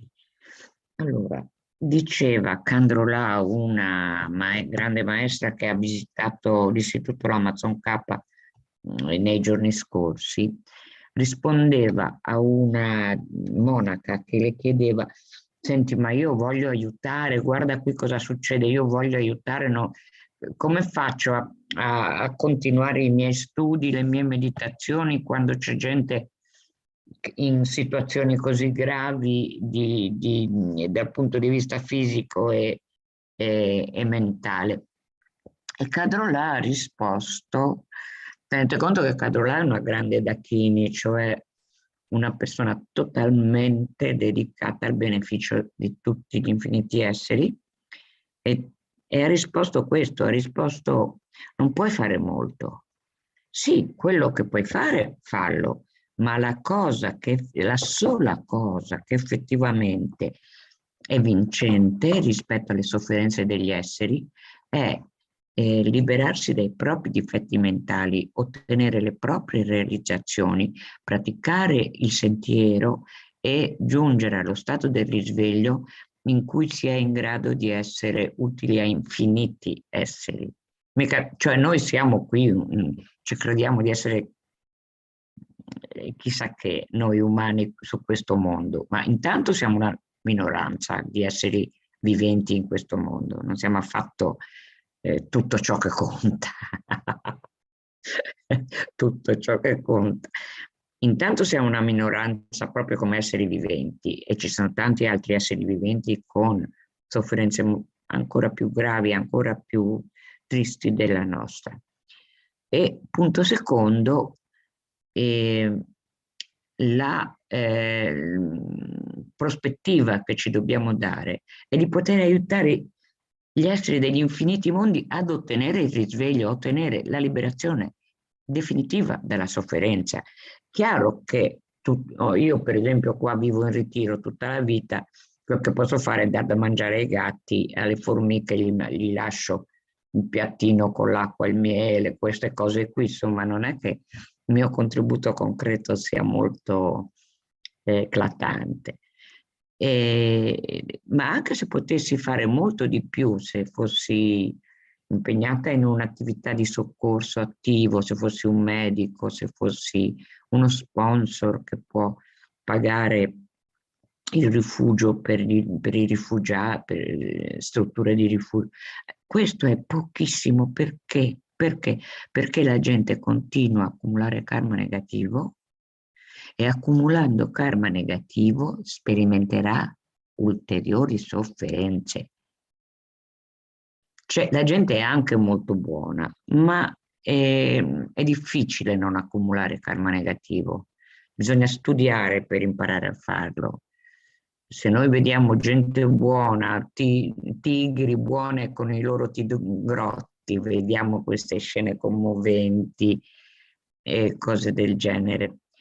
E se noi vediamo esseri umani compassionevoli come Gino Strada, completamente dedicati a chi è stato aggredito, queste cose bellissime, a noi piacciono, è giusto che ci piacciono, ma ci deve piacere ancora di più contribuire a liberare gli esseri dalle catene del loro karma. Altrimenti puoi fare come possiamo essere tutti dei Gini Strada, ma se la gente accumula karma negativo sperimenterà ulteriori sofferenze e anche più gravi. Basta, non capisco perché mi sono così persa. Questa è la nostra motivazione del tempo presente, che abbiamo però riportato alla motivazione causale. La motivazione causale, cioè la motivazione fondamentale di questa sessione che stiamo per fare, è di ottenere lo stato del risveglio per aiutare tutti gli infiniti esseri a liberarsi definitivamente dalla sofferenza. Noi non vogliamo altro, ok? E questa è la motivazione fondamentale. La motivazione del tempo presente è pacificare la nostra mente dalle afflizioni come l'invidia, la rabbia, il desiderio allucinato, eccetera, e pacificare le afflizioni di gruppo e pacificare le afflizioni sociali. Questo pure per noi è molto importante. Come facciamo? Mandiamo energia. Ora faremo una meditazione che non pensa, che non ha come oggetto diretto la sofferenza degli esseri. Si tratta solo di osservare la nostra mente. Faremo questa come meditazione di inizio. E questa è una meditazione di aiuto a tutti gli esseri, non per l'oggetto, ma per la motivazione causale. Cioè noi con questa meditazione purifichiamo la nostra mente dal controllo che essa subisce da parte delle afflizioni mentali, e questo è il contributo più prezioso che possiamo dare alla liberazione della sofferenza di tutti gli esseri. Bene, predichetta conclusa per ora, poi mi tornerà fuori un'altra predichetta, forse. Per il momento adesso leggiamo l'istruzione di Lama Yeshe come meditare. Metto il video in condivisione, eccolo qua.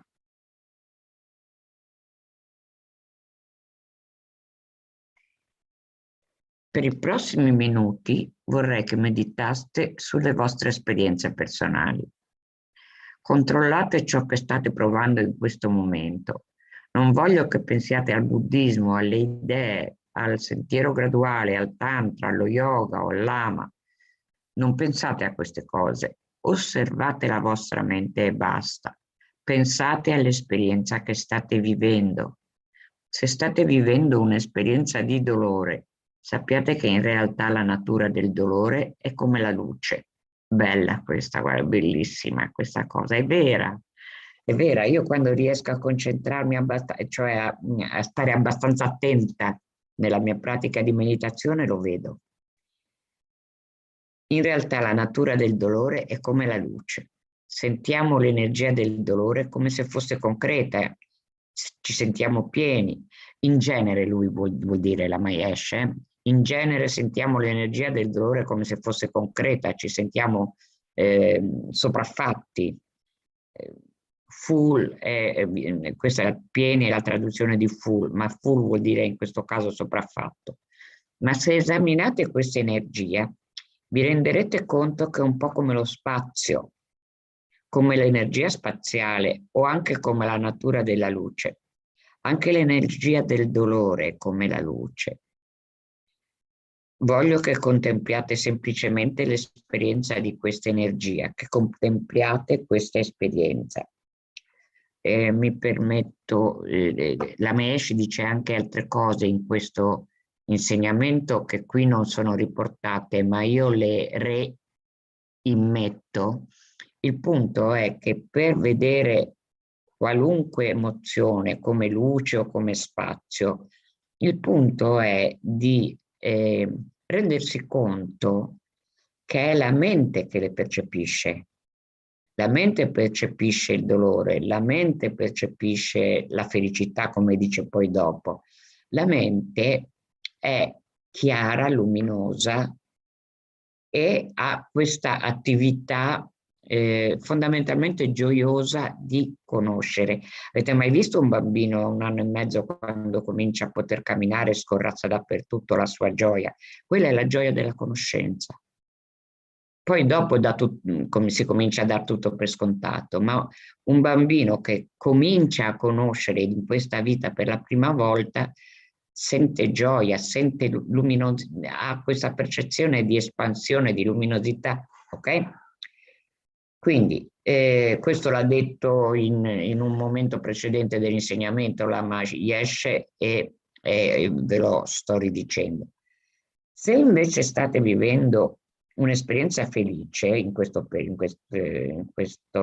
momento, in questo periodo, fate la stessa cosa. Voglio che diventiate consapevoli di quello che vi accade. Non ci pensate, sentite e basta. Non voglio che pensiate che il dolore sia male e il piacere sia bene, reagendo emotivamente. Cioè si fa un passo indietro rispetto alle emozioni e le si guarda con una mente che di per sé non può che essere luminosa e gioiosa. Ok? Questa volta ribadisco che voglio che contempliate, che sviluppiate la vostra concentrazione senza intellettualizzare troppo. Siete depressi? Osservate la depressione. È la mente, ogni esperienza è nella mente, non nel corpo fisico. Quindi diventate consapevoli di quell'energia fino a capire che essa è spazio, che voi siete spazio, uno spazio che è diventato dolore oppure piacere. Così diventate come il cielo. E se contemplate senza alcun coinvolgimento, non dovete avere paura. Anche questo è bellissimo ed è vero. Ci vuole un po' di attenzione. Se facciamo una contemplazione troppo superficiale, non la si può vedere la verità di queste affermazioni, ma basta la nostra scarsa capacità per fare abbastanza attenzione da poter fare questa esperienza. Non voglio che vi preoccupiate, semplicemente continuate a contemplare questa spaziosità. In altre parole, lasciate che il vostro ego si perda. Bene, ora facciamo su queste istruzioni, facciamo una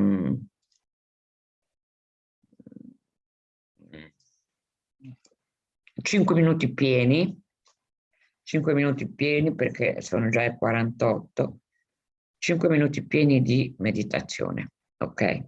Per prima cosa, prima di iniziare questa meditazione di osservazione su ciò che abbiamo nella mente, per prima cosa un minutino scarso, insomma qualche attimo di mera attenzione al respiro. Respiro che entra e respiro che esce. Per qualche attimo, questo ci distacca dalla discorsività che fino ad ora abbiamo vissuto, io parlando e voi ascoltando quello che dicevo, ok?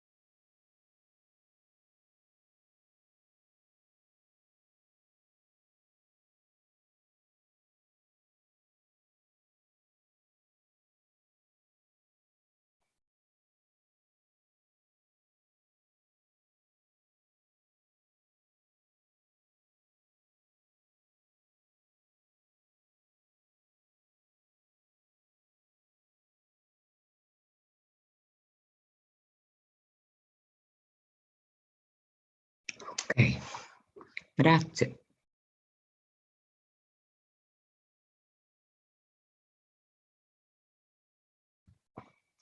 Ora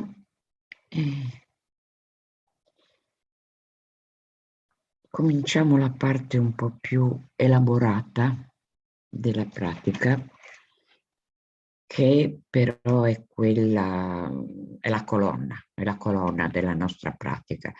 Possiamo meditare, è molto anche gratificante fare meditazione sull'osservazione dei propri pensieri, o comunque dà l'impressione di aver fatto un grosso passo avanti. Vero, guarda, so meditare.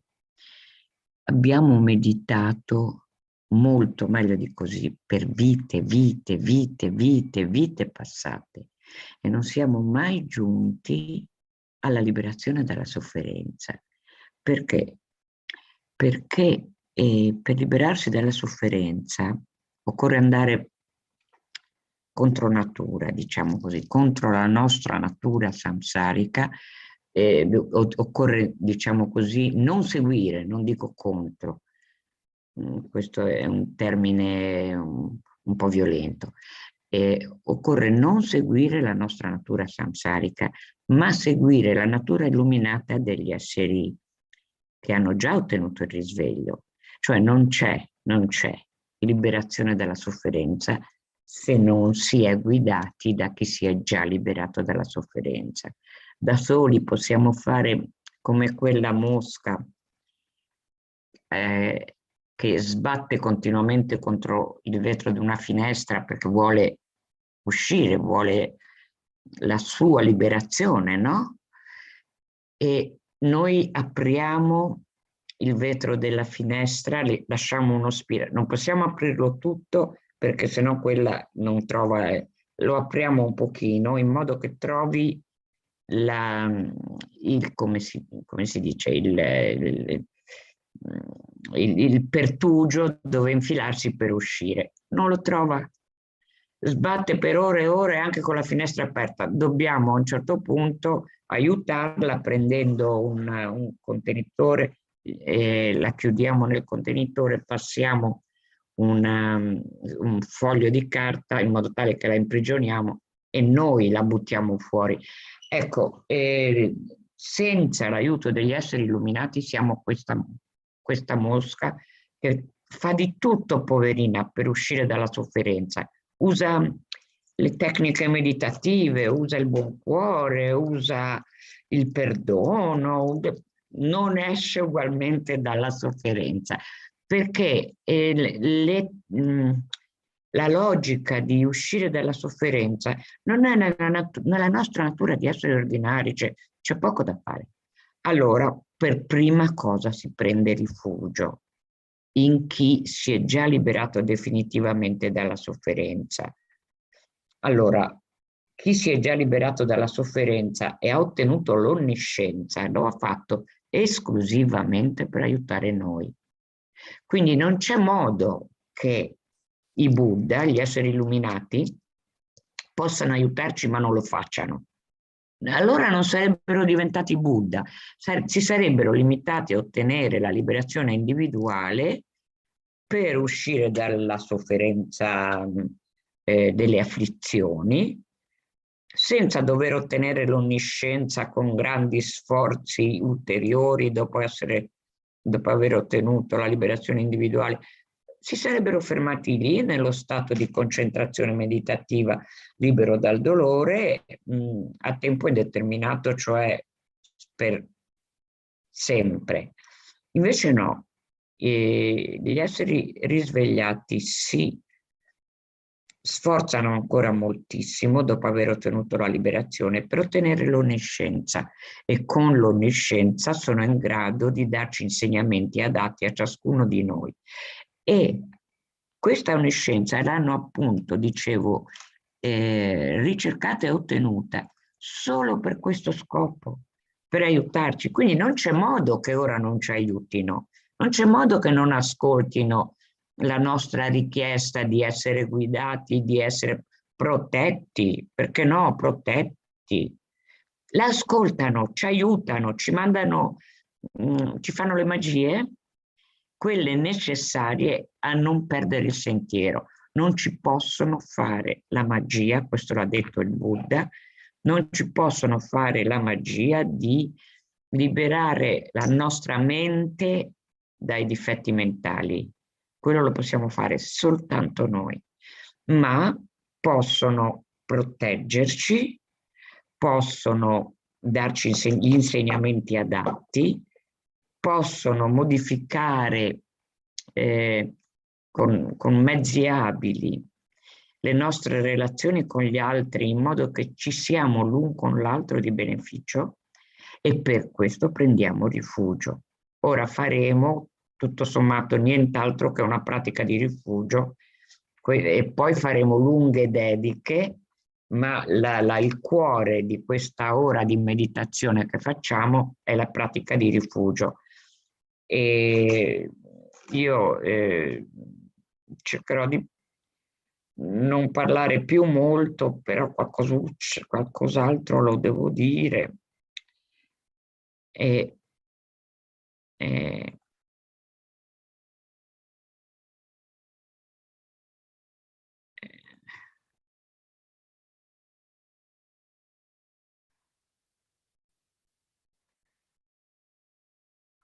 Un attimo che cerco di darvi la condivisione.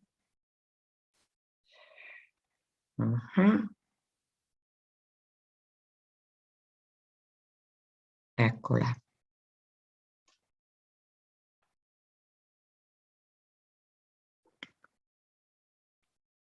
Io e tutti gli esseri senzienti, infiniti come lo spazio, prendiamo rifugio nel prezioso Maestro Buddha. Prendiamo rifugio nel Buddha, nei suoi insegnamenti Dharma e nella sua comunità di praticanti Sangha. Ripetiamolo altre 2 volte cercando di generare una completa assenza di diffidenza e di distanza. Niente diffidenza, niente distanza. Il Buddha siamo noi, perché noi chiediamo il completo risveglio, la completa liberazione dalle sofferenze. Quindi 0 distanza. I Buddha ci ascoltano, non possono fare altro, sono costretti, essendo dei Buddha, ad ascoltarci e a darci quello che chiediamo. Io e tutti gli esseri senzienti, uguali allo spazio, prendiamo rifugio nel prezioso Maestro Buddha, prendiamo rifugio nel Buddha, nel Dharma e nel Sangha. Io e tutti gli esseri senzienti, uguali allo spazio, prendiamo rifugio nel prezioso Guru Buddha, prendiamo rifugio nel Buddha, nel Dharma e nel Sangha.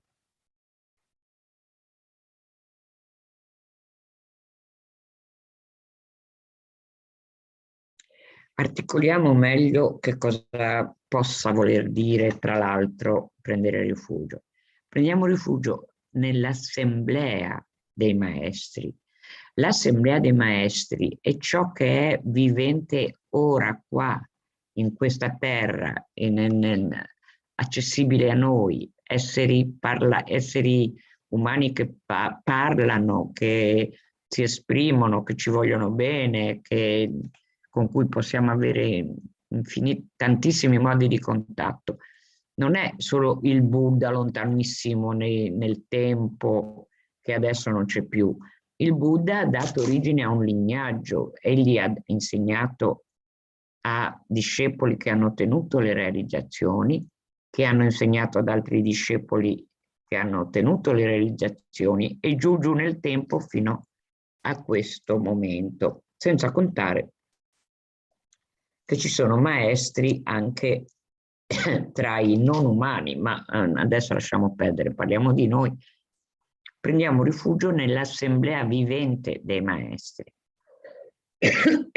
Prendiamo rifugio nell'assemblea delle divinità meditative, lo faremo dopo più in modo più profondo questo rifugio nelle divinità meditative, quindi ora non dico niente. Prendiamo rifugio nell'assemblea delle Dakini. Le Dakini sono tutto ciò che non ti potresti mai aspettare nella tua vita e invece arriva nella tua vita per risvegliarti. Possono essere lampi di risveglio dalla connotazione meravigliosa, piacevole, straordinaria, e possono essere lampi di risveglio dalla connotazione irata. Il nostro ego cade a pezzi e non c'è niente di più doloroso per noi esseri ordinari dell'ego che cade a pezzi. Persino durante la morte possiamo afferrarci a qualcosa che illusoriamente crediamo sia l'io.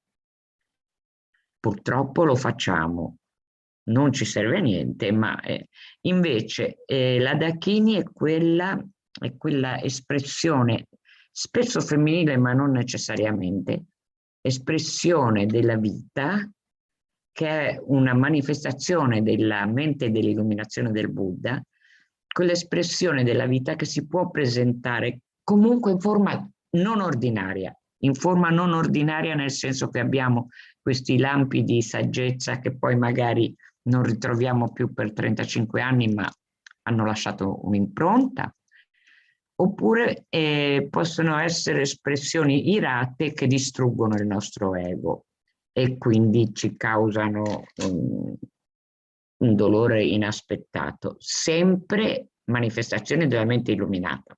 Punto. Prendiamo rifugio nella chiarezza vuota delle nostre menti, il Dharmakaya. Ecco, questa è la base del rifugio.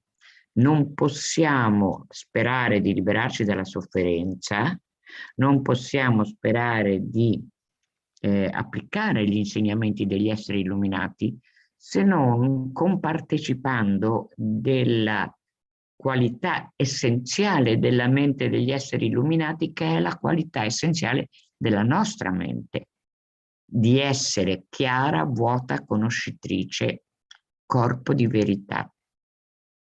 Ok? Questo è il rifugio fondamentale.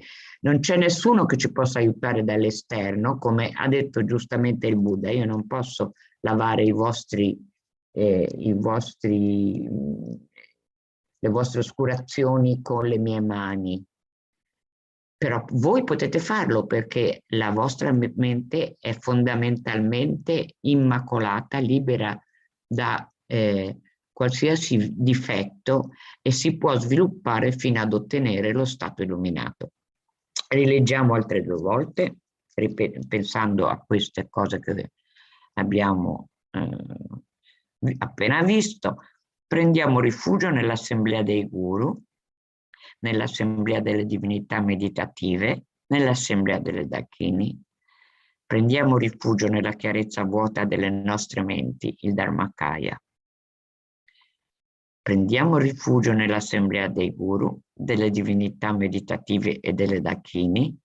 Prendiamo rifugio nella chiarezza vuota delle nostre menti, il Dharmakaya. Ok. Terzo livello di rifugio, la pratica di una divinità meditativa. Noi ne praticheremo 2 divinità meditative. Come sapete già, le divinità meditative sono la rappresentazione di un aspetto specifico della mente illuminata di tutti i Buddha. Potrebbe essere la saggezza Manjusri, quindi la divinità meditativa, potrebbe essere la distruzione dei nostri difetti mentali, che è un aspetto delle attività illuminate dei Buddha, e allora si presenta in forma di Vajrapani, una forma irata. Potrebbe essere, come facciamo ora, l'aspetto della compassione, su cui riflettiamo ora, che si manifesta nella forma di una divinità appunto di meditazione, che è tutti Buddha, ma non è una persona specifica. E quindi lo immaginiamo in una forma umana, di tipo umano, non umano, ma di tipo umano. Immaginiamo questa forma luminosa di colore bianco, il corpo è di colore bianco, è sospesa nello spazio a 2 metri di distanza da noi, all'altezza della nostra fronte, e ci guarda e ci sorride molto felice che abbiamo cercato di comunicare con questo aspetto dell'attività illuminata dei Buddha, la forma della compassione. Non guarda solo noi che stiamo facendo la pratica, guarda tutti gli infiniti esseri con lo stesso affetto, con lo stesso compiacimento. La sua è una compassione vittoriosa, sa che riuscirà a portarli fuori dal samsara. Quindi dai pori del suo corpo si emanano raggi di luce che vanno a colpire il nostro corpo e quello di tutti gli infiniti esseri. Se abbiamo tempo, magari ne immaginiamo qualcuno in particolare, il nostro padre, la nostra madre, le persone del nostro paese, eccetera, eccetera. Però ci vorrebbe un po' più di tempo per fare la meditazione così. Ricordatevi che è molto importante pensare che Buddha Avalokitesvara aiuta tutti gli infiniti esseri, non soltanto quelli che ci interessano di più. Ok? Per rinforzare questa connessione,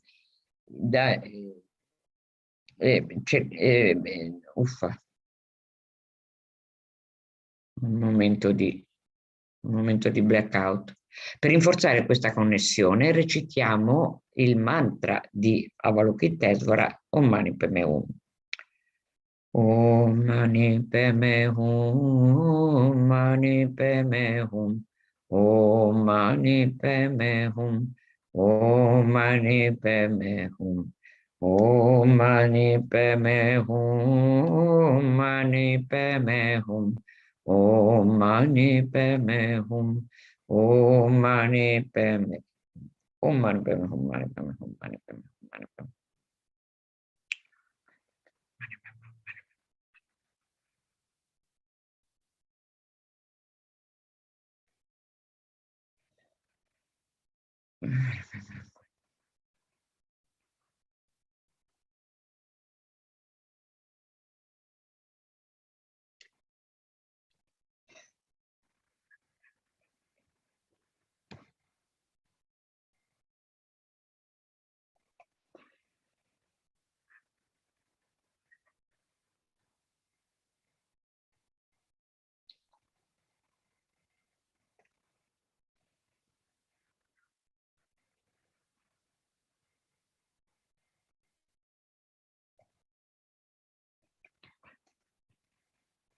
Om Mani Padme Hum. Quindi questi raggi di luce che si sono emanati dai pori del corpo di Avalokitesvara ci hanno purificato, sono entrati in noi, hanno purificato tutti i nostri difetti mentali, il nostro karma negativo che potrebbe maturare in futuro in modo da distoglierci dal sentiero. Questo è l'unico vero danno che ci può capitare in questa vita e in tutte le vite, distoglierci dal sentiero o comunque dalla ricerca del sentiero. Quindi siamo purificati da tutto ciò e siamo dotati tramite questa luce da tutte le qualità positive per ottenere rapidamente le realizzazioni e ottenere lo stato del risveglio. Facciamo anche una breve pratica, ancora più breve di questa, di un'altra divinità meditativa,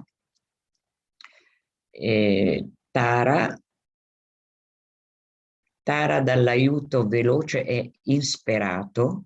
Tara è una Dakini, quindi condivide questo aspetto di imprevedibilità delle Dakini. Quello che non ti aspetti con le Dakini succede, perché sono fuori dal samsara, cioè sono diciamo così, il fulmine che congiunge la dimensione completamente pura della mente illuminata con la nostra dimensione ordinaria, trascendono questo dualismo. Ok? La Dakini trascende questo dualismo tra mente illuminata e mente ordinaria. In ogni caso, Tara, dicevamo, è una Dakini, è la rappresentazione dell'aiuto insperato, inaspettato, velocissimo e sempre vincente. La immaginiamo sempre da 2 metri di distanza da noi, con un corpo femminile di colore verde,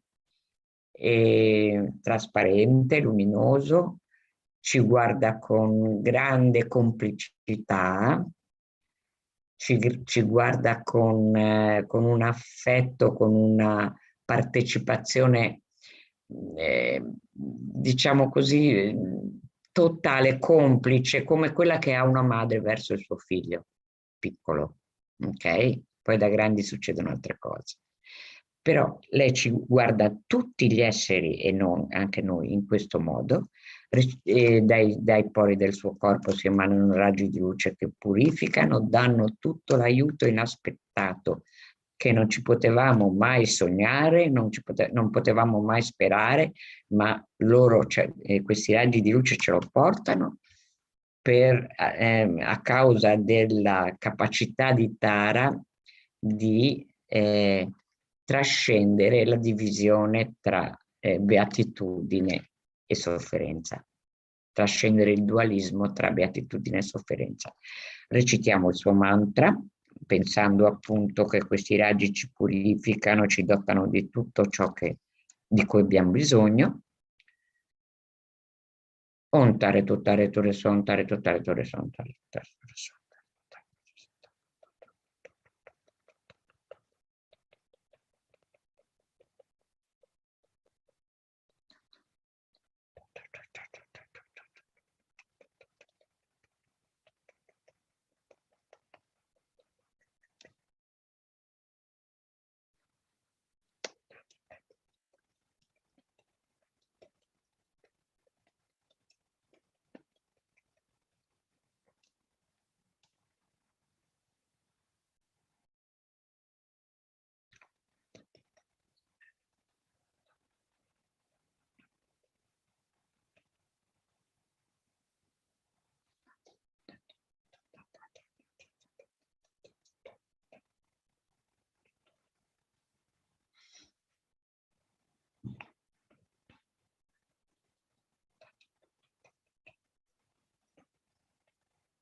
Om tare tore so.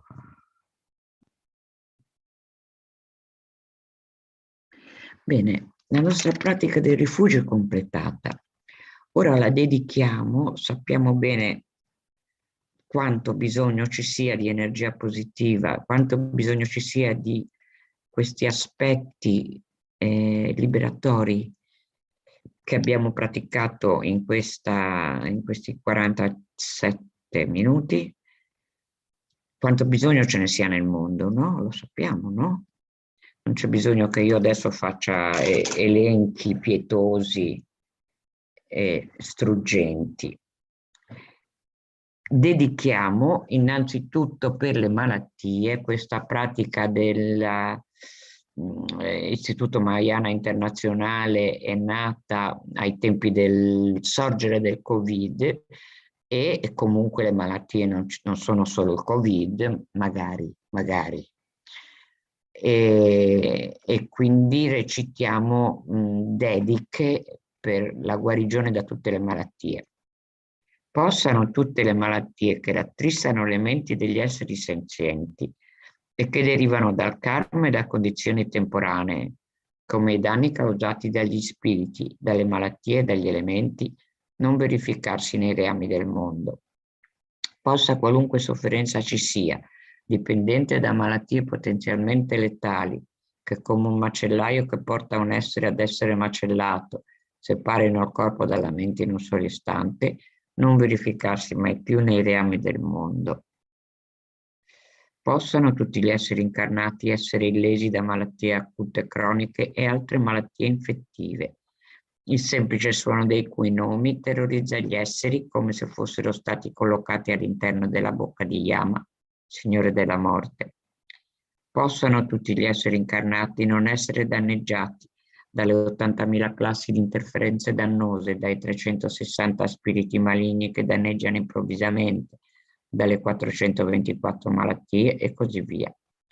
Qualunque sofferenza ci sia dovuta a disturbi causati dai 4 elementi che privano corpo e mente di ogni piacere, possa essere totalmente pacificata, che corpo e mente abbiano splendore e potere, siano dotati di lunga vita, buona salute e benessere, con la compassione dei guru e dei 3 rari supremi, con il potere delle dakini, dei protettori del Dharma e dei guardiani, e con la forza dell'infallibilità del karma e dei suoi risultati, possano tutte queste dediche preghiere essere soddisfatte appena vengono pronunciate.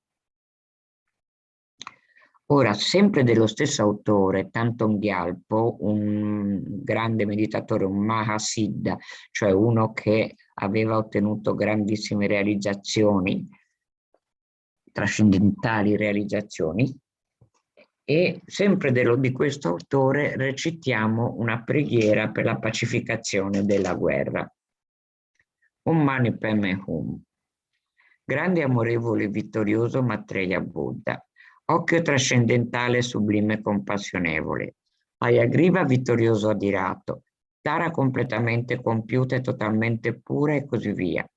Il solo ascolto dei vostri santi nomi elimina tutti i pericoli. Oggetti di rifugio della natura della compassione, per favore prestate attenzione. Quando gli esseri senzienti del tempo delle liti e delle 5 degenerazioni, dell'esplosione del grande oceano del karma malvagio e della gelosia, sono tormentati dalle intense sofferenze e lotte, per favore asciugatelo, questo oceano, con il potere della saggezza e della compassione trascendentali, lasciando cadere grandi piogge del nettare e della gentilezza amorevole sugli esseri immigratori che infiammano la conflagrazione dell'odio fuoco. Per favore concedeteci la benedizione del riconoscerci reciprocamente come padre e madre, quindi aumentate la felicità e il buon auspicio. Possano le moltitudini dei malvagi spiriti maligni che entrano nel nostro continuum mentale e lo cambiano istantaneamente nella mente di dei gelosi, da ora in poi non diffondersi mai in quest'area, paese, mondo. Chiedo anche che tutti gli esseri senzienti che sono morti in guerra abbandonino da questo momento in poi tutto cattivo karma, causa ed effetto, e quindi, essendo entrati e nati nel campo beato, la terra pura di Amitabha, conducano tutti gli altri a quella terra pura. Per favore benedite tutti coloro che nascono e muoiono, esseri samsarici, perché abbiano una vita lunga, senza malattie, pacifichino tutti i litigi e le lotte, ottengano il godimento delle 10 virtù, le piogge al momento giusto, sempre buoni raccolti, e che tutti gli habitat e gli abitanti siano di buon auspicio e si sviluppino, per la realtà ultima che è pura per natura, per i fenomeni che hanno realtà ultima e per i quali causa e risultato sono irreluttabili, e per la compassione del guru, delle divinità del sigillo mentale e dei rari e sublimi gioielli, Buddha, Dharma e Sangha, possano queste pure e vaste preghiere essere completate. Allora, abbiamo dedicato per la pacificazione di quel conflitto che sono le malattie e la pacificazione di quei conflitti che sono le liti e le guerre. Ora uno può dire, io non sono appunto un Mahasiddha, la mia energia di dedica non può raggiungere Putin, Biden, eccetera, eccetera, eccetera, non può raggiungere quelli che si sono ammalati, eccetera. Questo è un falso. Questo è un falso, perché anche se il karma di un tale Putin o di un tale Biden, a seconda di come la pensiamo politicamente, anche se quel karma ormai è maturato nella loro follia di voler fare la guerra, noi comunque li prendiamo come oggetti del nostro affetto, della nostra amorevole cura e dedichiamo per loro, perché quando questo karma sarà esaurito, le nostre preghiere, la nostra energia sia loro di sostegno per trovare un sentiero, per trovare pacificazione in se stessi e con gli altri. Non può non funzionare, no, solo che non funziona nei tempi che vorremmo noi, cioè noi vorremmo adesso il film a lieto fine e probabilmente non ci sarà. E non c'è mai stato nel samsara un film a lieto fine, ci sono stati episodi di spicco quanto azioni dovute all'intelligenza o alla bontà o alla come si può dire, all'altruismo di tanti esseri umani. Certo, ci sono questi episodi di spicco, ma non dobbiamo aspettarci nessun lieto fine, non dobbiamo aspettarci nessun risultato, neppure per noi stessi. Dobbiamo invece essere completamente sicuri che le nostre dediche per noi stessi e per gli altri non possono che funzionare, non possono che avere successo. Bene, ora facciamo dediche ancora più generali.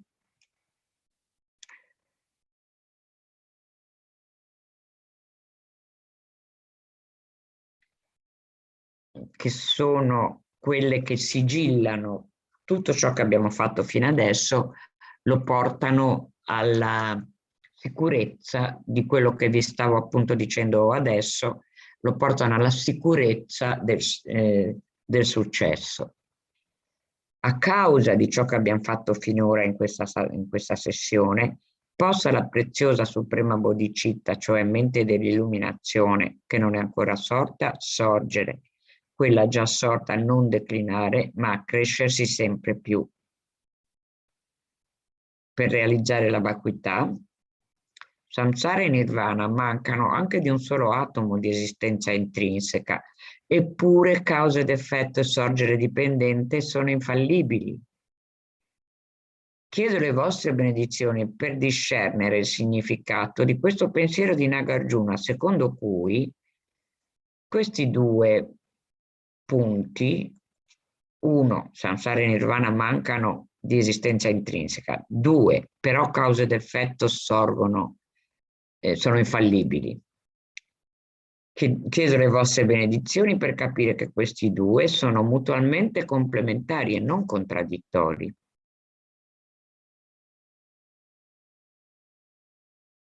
In tutte le mie vite, mai separato dai guru perfetti, possa io godere del magnifico Dharma e, completando le qualità di terreni e sentieri, possa io velocemente ottenere lo stato di Vajradhara.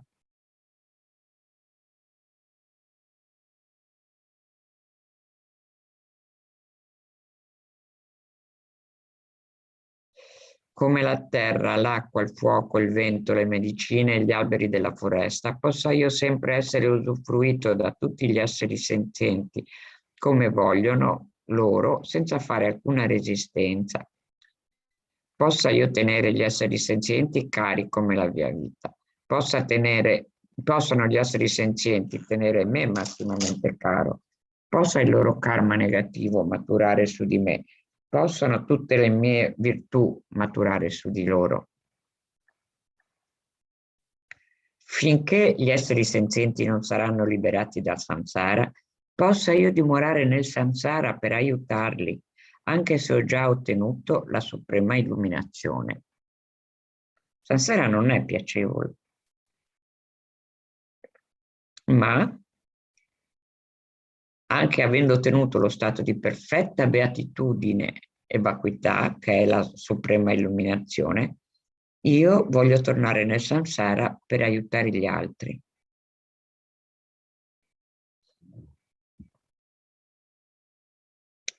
Tramite il mero udirmi, vedermi, pensarmi o ricordarmi, toccarmi o parlarmi, possano tutte le sofferenze degli esseri essere istantaneamente pacificate e possa esserci felicità per sempre.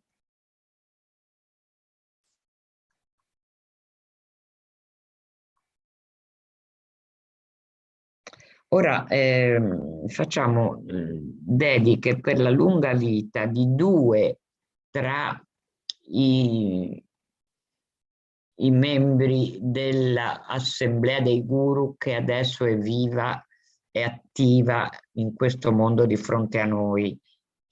Questa assemblea è composta di moltissimi esseri. Noi abbiamo il karma di conoscerne alcuni e non altri. Però adesso facendo la preghiera per la lunga vita di almeno due di loro, pensiamo che stiamo facendo preghiere per la lunga vita di tutti i membri dell'Assemblea dei Guru. La loro attività è sempre di estremo beneficio. Più a lungo vivono, più beneficio c'è. Ok, quindi ora per Sua Santità il Dalai Lama, tu che sei il gioiello che soddisfa tutti i desideri, sorgente di ogni beneficio e felicità in questo mondo, incomparabilmente gentile, supremo Tenzin Gyatso, possa tu avere lunga vita e i tuoi santi desideri essere spontaneamente soddisfatti. Tu che sostieni la moralità del soggiogatore, che servi come potente aiuto, ora per Sua Santità Lama Zopa Rinpoche, tu che sostieni la moralità del soggiogatore, che servi come potente aiuto per tutti, tu che supporti, preservi e diffondi la dottrina vittoriosa di Manjushri, tu che magistralmente compi magnifiche preghiere che onorano i tre sublimi, Buddha, Dharma e Sangha, Salvatore di me stesso e degli altri, i tuoi discepoli, ti prego, vivi a lungo. Ok. Grazie. Molte grazie veramente. Venerable Langsang, good morning. Good morning, Tashidalek. Have a good practice. Thank you very much. Thank you very much. More happiness. Big love.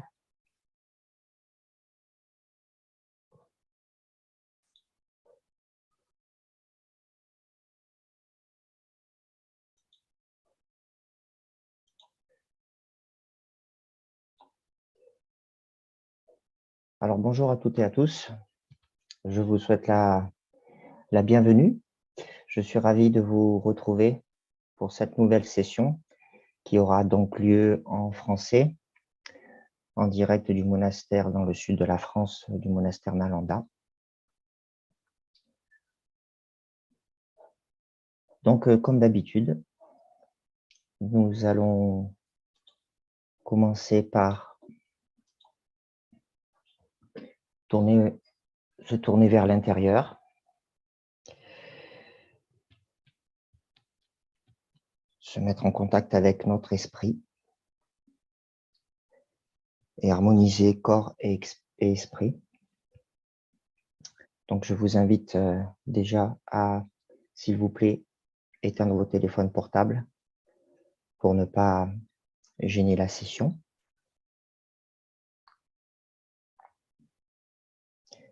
Et ensuite, trouvez votre posture qui vous convient le mieux pour une toute petite méditation.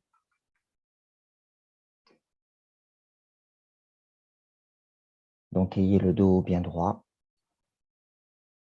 les épaules bien relâchées, les yeux mi-clos pour certains, pour ceux qui préfèrent fermer les yeux. Et amenez toute votre attention à ce que vous ressentez à l'intérieur de votre corps. Portez votre attention plus particulièrement à votre respiration.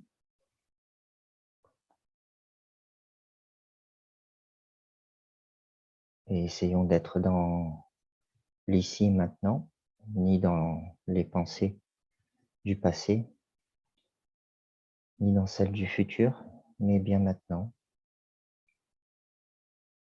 Et si des pensées viennent, ce qui est tout à fait normal, ne les analysez pas, ne vous y attachez pas. Elles sont comme un nuage dans le ciel.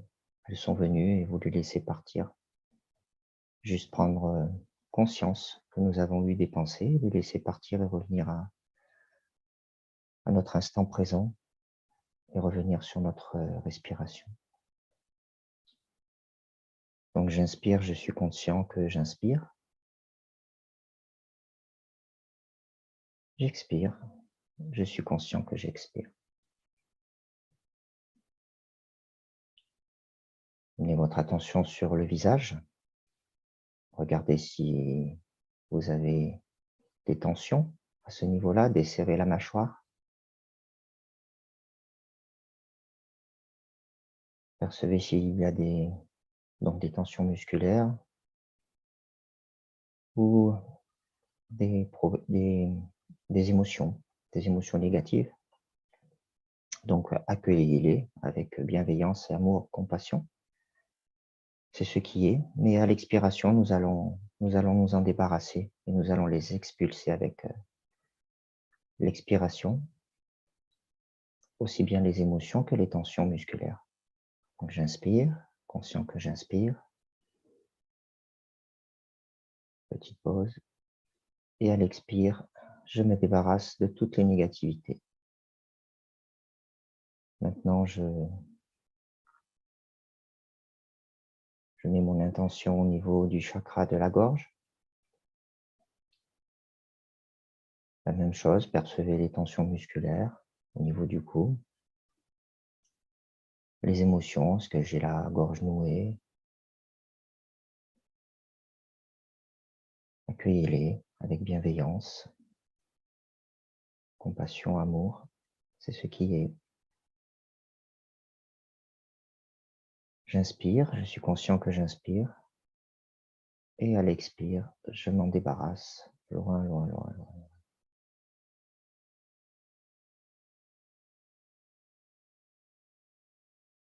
L'esprit devient de plus en plus calme et le corps de plus en plus relâché. N'oubliez pas d'avoir le dos bien droit, les épaules bien relâchées. Et nous amenons notre attention au niveau du chakra du cœur. Même chose. Analysez ce qui s'y passe.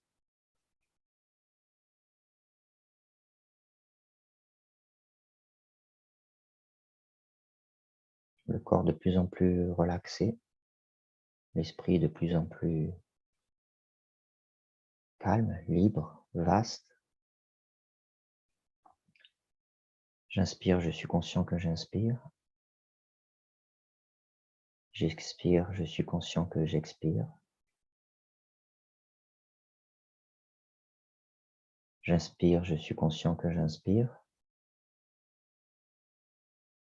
Et à l'expire, j'envoie toutes les négativités loin, loin, loin, loin, loin. Puis maintenant, j'emmène mon attention au niveau du ventre, du bas-ventre, au niveau du nombril.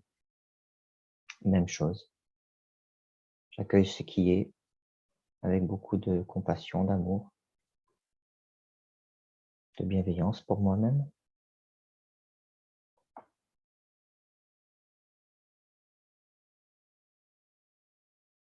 Le corps est de plus en plus relâché, l'esprit de plus en plus calme.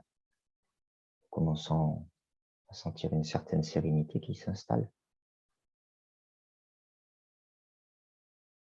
J'inspire, conscient que j'inspire. Et à l'expire,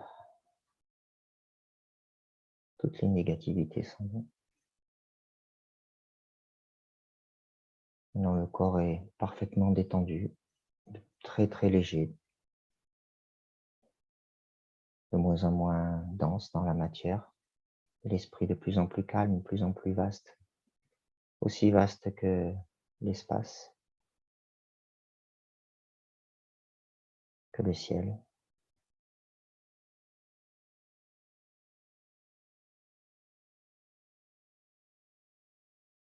Demeurez dans cet état.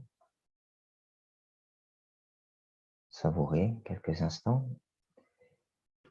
Puis nous allons penser aussi à notre précieuse vie humaine, cette précieuse vie humaine que nous avons, car nous aurons pu naître en tant qu'animal ou insecte ou dans un autre royaume.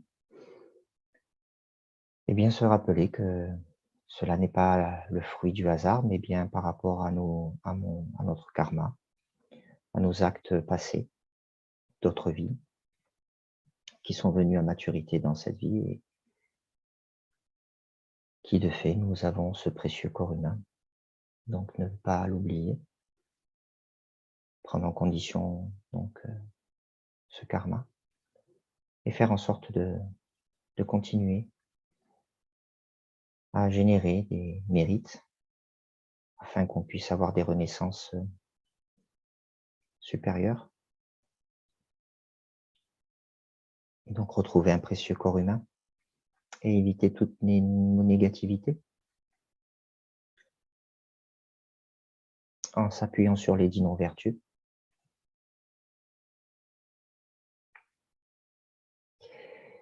Et aussi, chaque jour, chaque réveil, chaque matin, quand on se réveille, on peut penser qu'aujourd'hui, nous avons un bon karma et de la bonne fortune de nous réveiller, d'être toujours en vie, ce qui n'est pas le cas de tout le monde.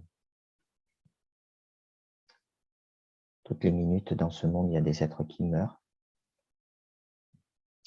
Donc, pensez à la chance extraordinaire d'être toujours en vie. Et donc, d'avoir la possibilité de purifier notre karma et de cumuler des mérites. Pensez donc à cette précieuse vie humaine et dire que nous n'allons pas la gaspiller et que nous allons utiliser toute notre énergie pour nous développer encore et encore, transformer notre esprit, ouvrir notre cœur pour nous-mêmes et pour les autres. Et donc transformer cet esprit pour atteindre l'éveil petit à petit, avoir de plus en plus de sagesse et atteindre l'éveil afin d'être bénéfique à tout être vivant. Se dire que nous allons avoir des pensées aimantes toute la journée pour les autres. Se dire que je vais faire mon possible pour ne pas me mettre en colère et ne pas nuire aux autres. Si je ne peux pas les aider, au minimal, je ne leur ferai pas de mal. Et cela, autant que je le peux. Puis petit à petit,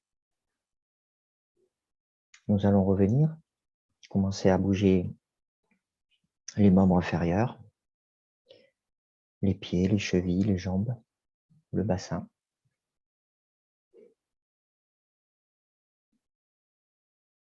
Le bas-ventre, le ventre, les membres supérieurs, les épaules. Commence à remuer les épaules, le cou, remuer la tête. Tranquillement, doucement, quand c'est bon pour vous, vous pouvez ouvrir les yeux.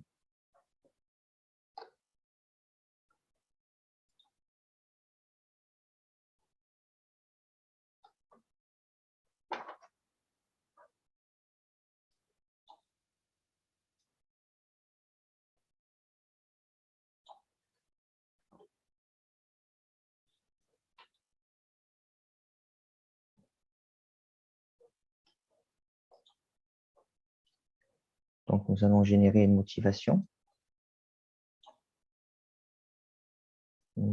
la plus vaste possible. Donc, essayez de vous représenter toute la lignée des maîtres ininterrompus de nos jours jusqu'à Bouddha, le Bouddha Shakyamuni, le Bouddha historique. Puis, à côté de vous, essayez de visualiser votre famille.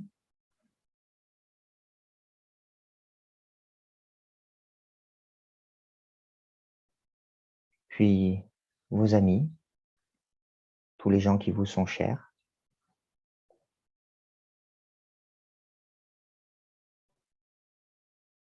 Puis, en face de vous, essayez de visualiser les gens avec qui vous avez des soucis, des gens où la situation n'est pas facile avec eux pour le moment, pour aujourd'hui, car tout est impermanence. Donc des gens avec qui vous avez des rapports difficiles, incluez-les dans cette vision. Puis, tous les êtres de l'univers. Générez une motivation avec votre cœur, avec de l'amour, pour la bienveillance, pour nous-mêmes, ainsi que pour tous les êtres. Donc nous allons réciter la motivation.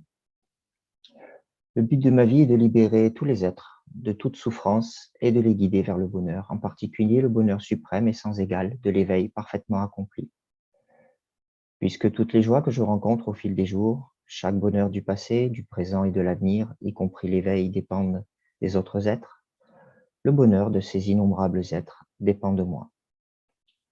Si je développe l'amour bienveillant à l'égard de tous les êtres, alors je ne leur ferai pas de mal et au contraire, ils recevront paix et bienfaits. Je suis donc responsable du bonheur et de la paix de tous les êtres. Ici, je suis un serviteur au service de tous les êtres sans discrimination aucune entre ceux qui font du mal et ceux qui font du bien, quoi qu'ils fassent. Ainsi, pour parvenir à cela, je dois atteindre l'éveil parfait. Aussi vais-je rendre vertueuses toutes les actions de mon corps, de ma parole et de mon esprit, afin de pouvoir être le plus bénéfique possible à tous les êtres, c'est-à-dire atteindre l'éveil aussi vite que possible. Puissent toutes ces actions ne pas causer le moindre mal, mais être uniquement source de bienfaits pour tous les êtres de la meilleure façon possible, de sorte qu'ils atteignent eux aussi l'éveil au plus vite.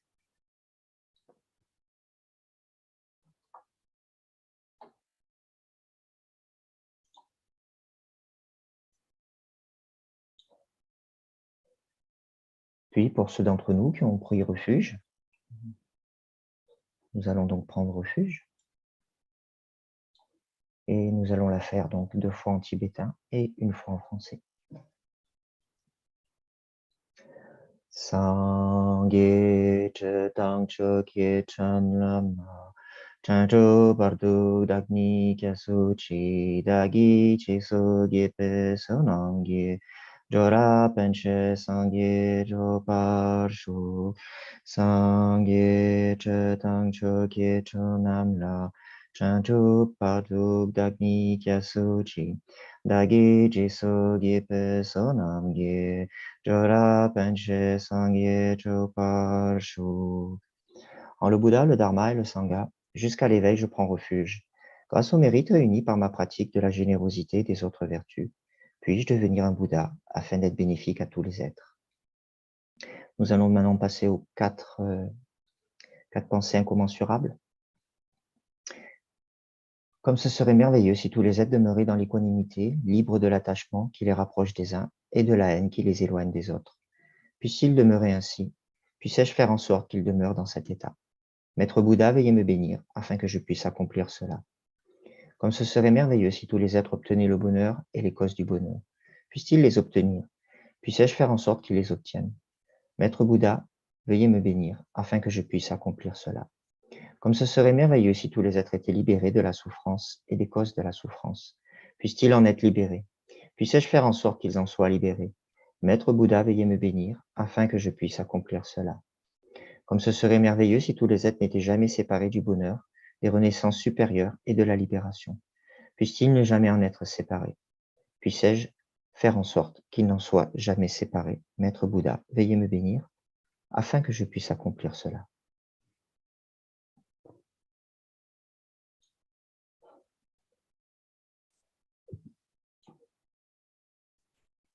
Nous allons maintenant passer au mantra Om Mani Padme Hum.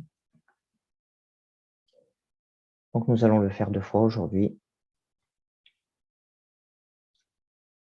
Nous allons inclure en même temps les 4 éléments donc qu'il y a dans tout l'univers, dans notre monde, dans chaque être, qui sont du plus grossier au plus subtil. Donc l'élément terre, l'élément eau, l'élément feu et l'élément air, ainsi de les pacifier, de pacifier ces éléments dans la nature afin que la nature soit parfaitement équilibrée en osmose et qu'elle ne soit pas déchaînée, ainsi que dans tous les êtres de l'univers et nous-mêmes, pour être parfaitement équilibrés, corps-esprit, et être en parfaite santé.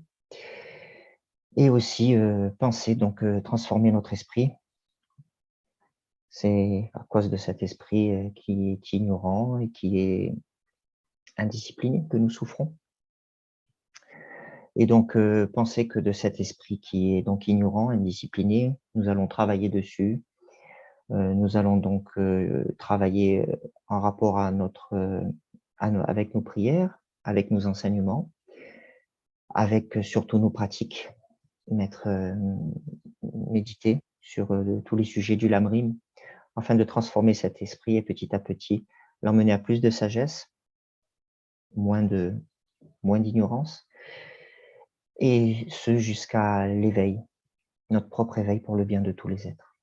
Donc pensez tous très fort à cela en récitant le mantra. Om Mani Padme Hum, Om Mani Padme Hum, Om Mani Padme Hum, Mani Padme Hum, Om Mani Padme Hum, Om Mani Padme Hum, Om Mani Padme Hum, Mani Padme Hum, Om Mani Padme Hum, Om Mani Padme Hum, Om Mani Padme Hum, Mani Padme Hum, Om Mani Padme Hum, Om Mani Padme Hum, Om Mani Padme Hum, Mani Padme Hum, Om Mani Padme Hum, Om Mani Padme Hum, Om Mani Padme Hum, Mani Padme Hum. Puis nous allons maintenant penser au Covid-19 qui nous touche donc tous depuis plusieurs années maintenant. Donc pensez à tout ce que cela a engendré, toutes les souffrances que ça a engendré, toute cette impermanence, tout ce que ça a découlé, qu'il est toujours présent à l'heure actuelle, qu'il y a toujours des gens qui sont malades, voire qui décèdent malheureusement. Donc pensez à garder les distances de sécurité, pensez à faire le nécessaire pour se préserver les autres. Pensez aussi à toutes les guerres qu'il y a dans ce monde. Il y a des pays qui sont en guerre depuis des temps sans commencement. Des pays qui ont été envahis, comme depuis 70 ans, là, le Tibet qui a été envahi par la Chine, toujours à notre époque, où donc des gens sont en grande souffrance. Et dernièrement, donc la guerre en Ukraine qui a lieu depuis quelques mois. Donc voilà, pensez à ces gens et à cette impermanence qui existe d'instant en instant. C'est des personnes, qui avaient une vie comme vous et moi, parfaitement normale. Donc ils allaient à leur travail, ils avaient une famille, ils avaient leurs loisirs, les enfants allaient à l'école. Et soudain, la guerre a éclaté dans leur pays. Et voilà, donc certains sont tombés sous les balles, sous les bombes. Certains ont dû tout quitter, une vie de travail et tout quitter. Ils ont tout perdu, ils sont partis et ils essaient de trouver refuge dans d'autres pays.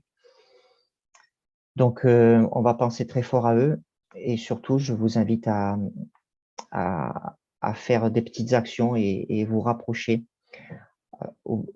par le biais de certaines associations.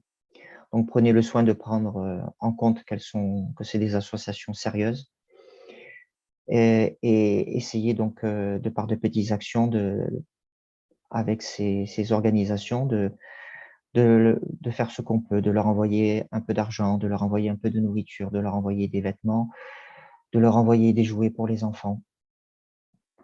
Pour ceux qui le peuvent, prendre refuge chez eux, c'est des familles dans le besoin, donc qui n'ont plus nulle part où aller et qui cherchent donc un abri, un refuge. Pour ceux qui le peuvent, prendre des personnes chez eux. Encore une fois, pensez que ça pourrait arriver en France, que ça pourrait nous arriver n'importe où dans le monde, que ça peut nous arriver, qu'on soit dans cette situation et qu'on aimerait bien que les autres êtres prennent soin de nous. Donc pensez très fort à eux, en chantant, donc en mettant des actions en place si on le peut, et chanter une dernière fois le mantra Om Mani Padme Hum pour leur apporter du réconfort. Om Mani Padme Hum, Om Mani Padme Hum, Om Mani Padme Hum, Mani Padme Hum, Om Mani Padme Hum, Om Mani Padme Hum, Om Mani Padme Hum, Mani Padme Hum, Om Mani Padme Hum, Om Mani Padme Hum. Om Mani Padme Hum. Mani Padme Hum. Om Mani Padme Hum. Om Mani Padme Hum. Om Mani Padme Hum. Mani Padme Hum. Puis toujours en ayant à l'esprit tout ce que l'on vient de dire et avec un esprit vaste et penser au bien-être de tous les êtres, nous allons passer à la prière proprement dite. Nous allons la réciter une fois et nous allons la réciter lentement et bien s'imprégner de ces mots. Puissent toutes les maladies qui font souffrir les êtres en raison du karma et des conditions soudaines, telles que les méfaits causés par les esprits, les maladies et les éléments, ne plus advenir en ce monde.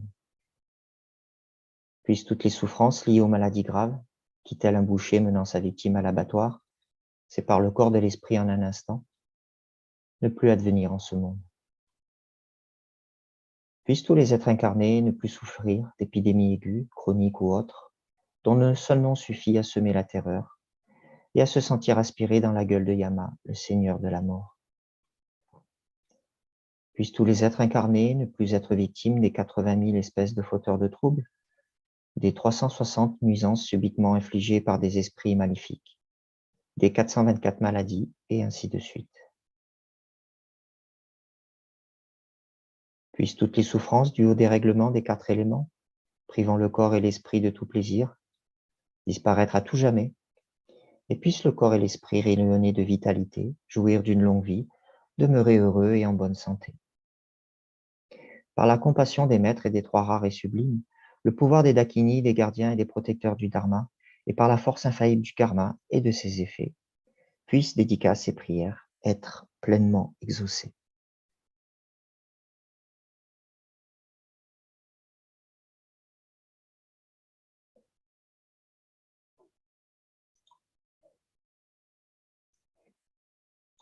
Nous allons réciter les dédicaces.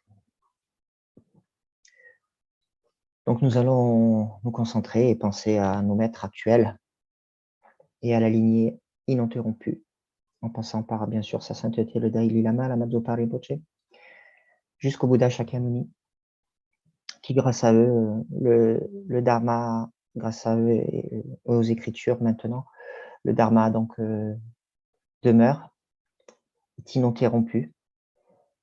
Le Dharma donc nous vient toujours par transmission orale de maître à disciple, depuis le Bouddha Shakyamuni, d'une lignée ininterrompue jusqu'à aujourd'hui, c'est incroyable.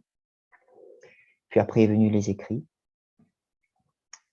Donc pensez à tous nos maîtres et pensez donc ce que le Dharma peut faire pour nous, donc une libération totale. Et grâce à cette libération et cet éveil, le bienfait qu'on peut avoir, que l'on peut faire autour de nous à tous les êtres. Par le pouvoir des mérites ainsi accumulés, puissais-je rapidement atteindre l'état d'éveil d'un maître Bouddha, afin de pouvoir libérer tous les êtres de leurs souffrances. Puisse le joyeux suprême de la bodhicitta naître là où il n'est pas né, ne pas dégénérer là où il est déjà né, mais s'accroître de plus en plus.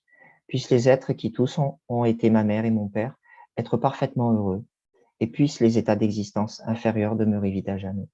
Puissent toutes les prières des bodhisattvas, quel que soit leur lieu de résidence, s'accomplir instantanément. Quelles que soient les actions vertueuses que j'ai créées, je les dédie afin qu'elles deviennent des causes, me permettant de préserver le dharma sacré des écritures et des réalisations, et d'accomplir sans exception les actions et les prières de tous les Bouddhas et Bodhisattvas des 3 temps. Par le pouvoir des mérites ainsi accumulés, puissais-je au cours de toutes mes vies ne jamais être séparé des 4 roues du véhicule du Mahayana, et puissais-je parvenir au terme du voyage en suivant les chemins du renoncement, de la bodhicitta, de la vue pure et des 2 étapes de la pratique tantrique. Puis nous allons passer maintenant aux prières pour la longue vie de nos maîtres. Donc nous allons commencer par sa sainteté le Dalai Lama. Jiten kan dipende la pagang le chunwe samperin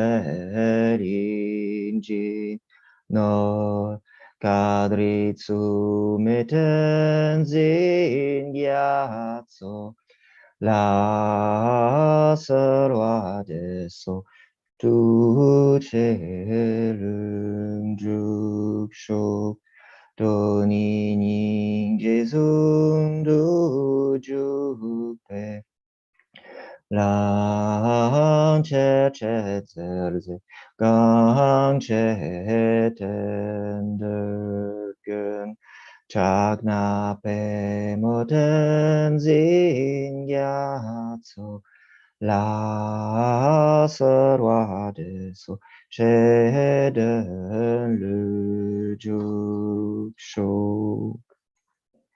Puis Lama Zopa Rinpoche.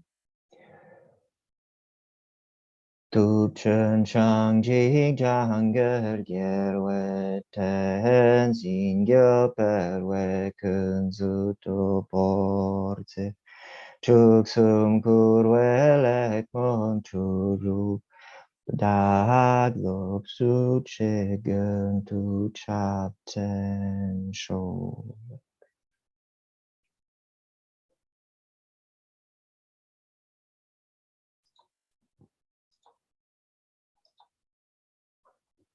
Merci à toutes et à tous. Merci de nous avoir suivis. Je vous souhaite donc de cultiver votre bonheur. Je vous souhaite un excellent week-end. Je vous dis peut-être à la semaine prochaine. Et je vais laisser ma place. Alors, je vais arrêter le partage d'écran.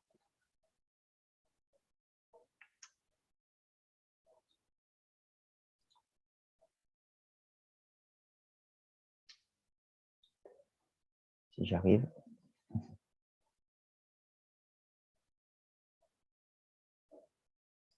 Ah, je n'arrive pas là. Ah oui.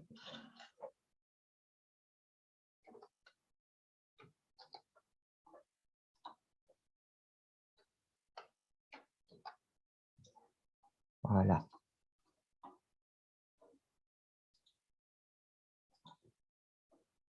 OK. Je laisse la place au prochain vénérable qui va prendre le relais. Et encore une fois, je vous souhaite de cultiver votre bonheur et un excellent week-end. Merci à tous. Au revoir.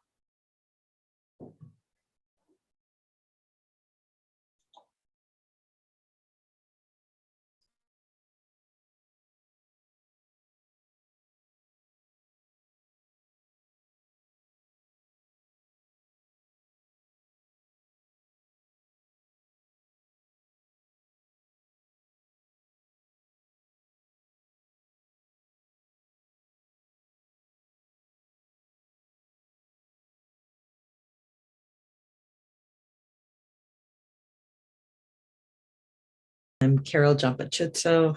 I'm in the San Francisco area with Chenrezig Center. So lovely to see so many people and to see this prayerathon still going. It's great. And just all the dedications for so many issues in the world right now, so much suffering. So to get started, let's take a moment to kind of just center ourselves, focus. We'll do a little bit of meditation. Just check out for the moment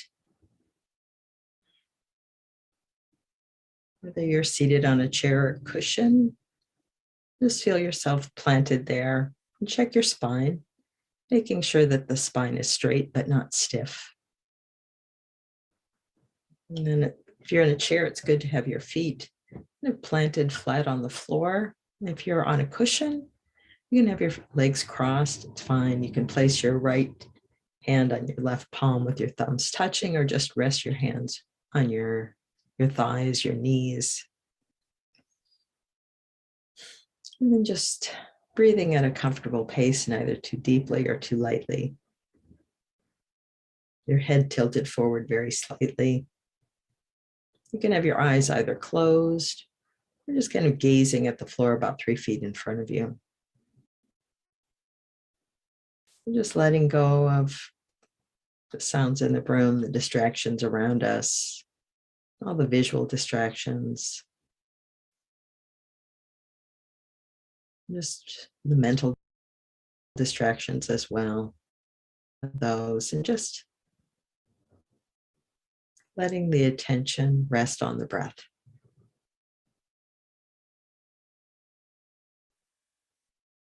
Just gently at this point, not forcefully.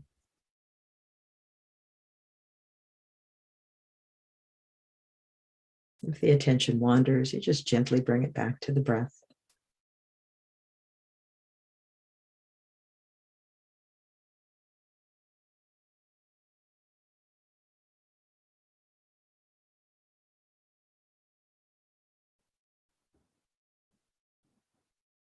And then just to relax the body a bit more and allow our attention to focus better, we'll do a quick body scan, just starting at the crown of the head.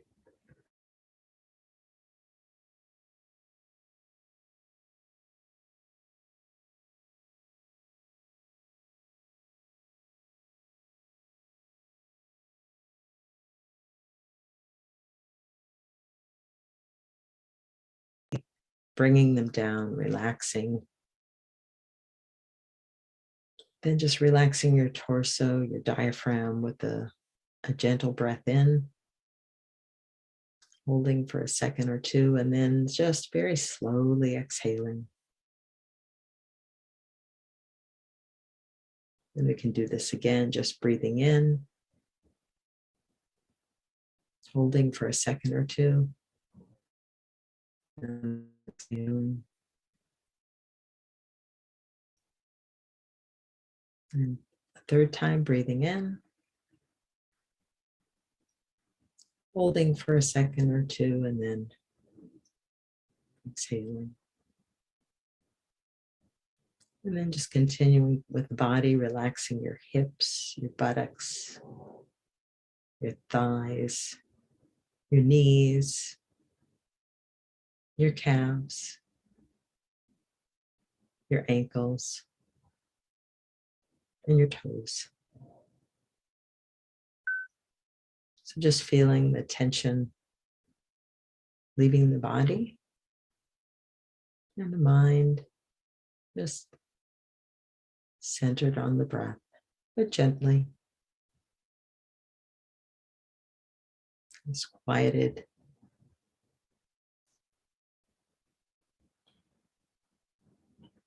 For a moment, letting go of all the usual concerns, issues of the day, whatever you have to do, just putting that aside.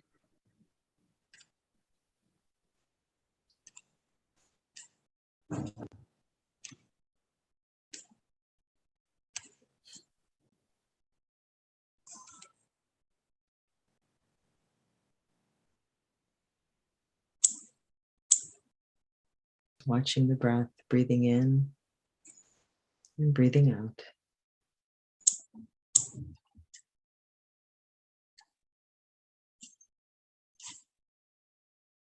You can really take the breath as your object of meditation, so you can focus on the sensation of your breath at your nostrils as you breathe, the rise and fall of your chest or abdomen, wherever it feels most prominent to you, wherever you sense that, that can become your object of focus. That is your object of meditation, so you can focus on the sensation of your breath at your nostrils as you breathe, the rise and fall of your chest or abdomen.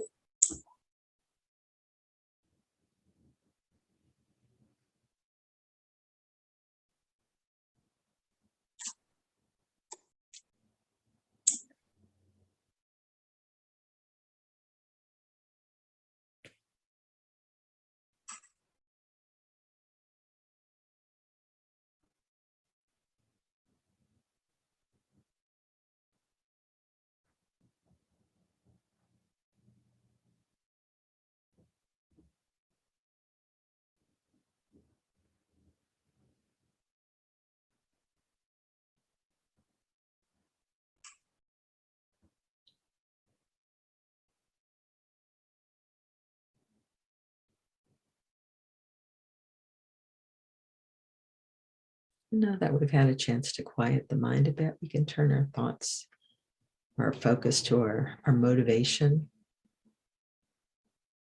the reason for being here, for doing this practice. And motivation is key to all of our actions, everything we say. We can check our motivation first, and we can basically begin to control what comes out of our mouths. And then we can stop harmful words. We can stop harmful actions. Just with this, checking the motivation. And first, just recognizing it, seeing it.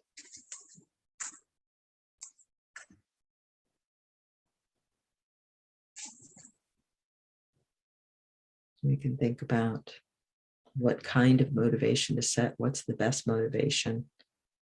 The Buddha taught that this is bodhicitta, this wish to attain enlightenment to benefit all sentient beings. So this is really the mind of enlightenment. And we can think, just as I wish to be free of suffering, so does every being. Every single being wants to be happy, to have lasting happiness. But in this cyclic realm, the Buddha taught this is in the nature of suffering, because there is no lasting happiness here. We need to free ourselves from this cycle. And that freedom is liberation, getting ourselves out of this. So if we think about doing this just for ourselves, this is the wish to attain enlightenment. This is not only freeing ourselves from the cyclic realm, the samsara, but also removing all of the affliction and the obscurations, attaining this final state of Buddhahood. If we do this just for ourselves, then we leave every other suffering being behind. So we can think about our friends, family, but then we can widen that circle. We can think about just everyone we see on the street, others who are just like us, who all wish to be free of suffering and have happiness. We can think about the animals, the insects.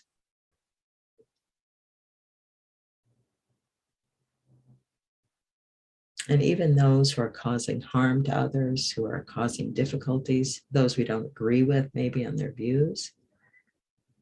Deep down, we can relate to them as fellow beings who want the same thing, who also want to be free of suffering and to have happiness.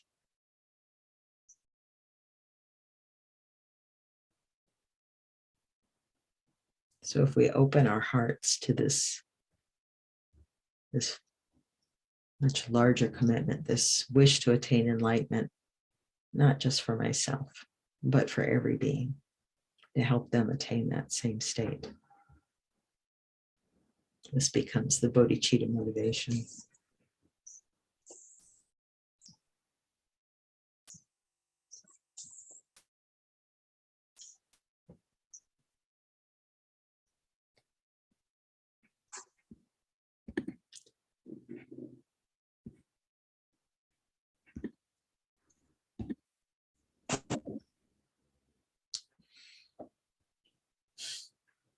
So we can begin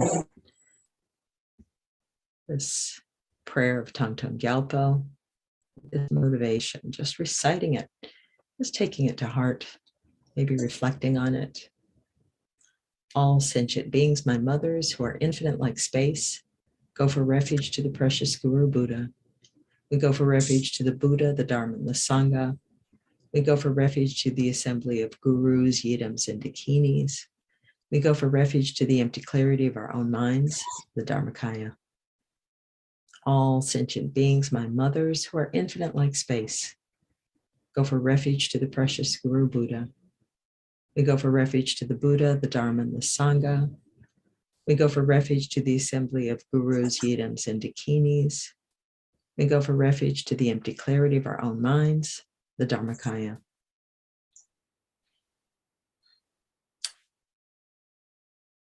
So when we take refuge like this, we're taking refuge in Buddha, Dharma, and Sangha, and letting go of all worldly or conventional refuges, or those kinds of points of safety, whatever we hold on to, we cling to, seeing them as unsatisfactory. They can't bring us to enlightenment. They can't bring us out of our suffering. Just remembering that and affirming this refuge. All sentient beings, my mothers, who are infinite like space, go for refuge to the precious Guru Buddha. We go for refuge to the Buddha, the Dharma, and the Sangha. We go for refuge to the assembly of gurus, yidams, and dakinis. We go for refuge to the empty clarity of our own minds, the Dharmakaya.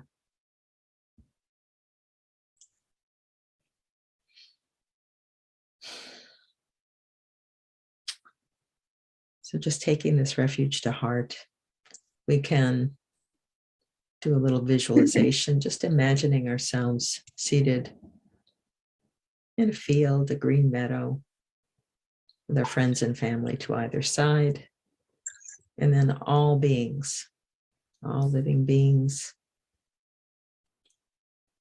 just making a big circle that we're part of. Just everyone in human form seated there comfortably. And just this big circle extends out to the horizon. Everyone is there comfortably, harmoniously, peacefully. In the center of this big circle is the Buddha of compassion, Chenrezig, this being with 1,000 arms, brilliantly white, just radiating this white light, loving compassion, looking at each and every sentient being, just wanting to help us to relieve our suffering.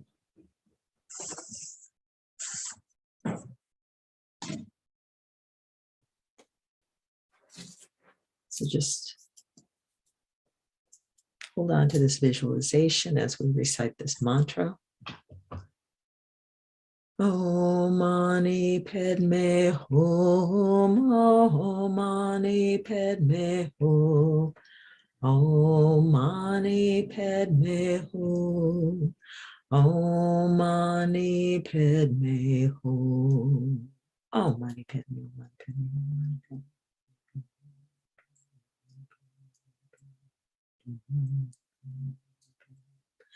Om Mani Padme Hum, Om Mani Padme.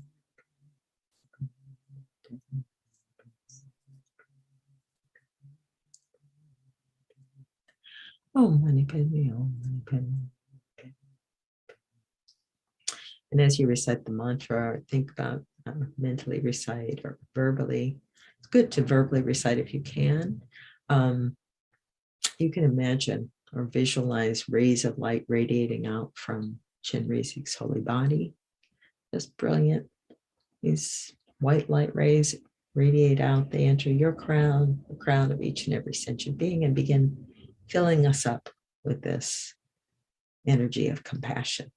So it's a kind of energy that enables us to make this connection, to begin to transform our minds into this motivation of compassion, this thought of compassion.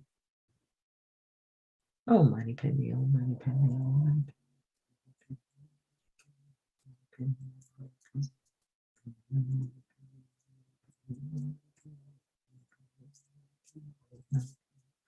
Om Mani Padme.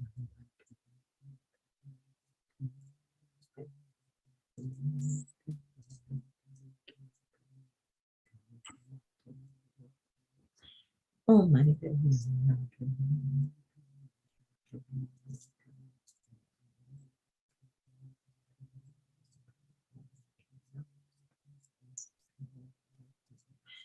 Oh, Mani Padme.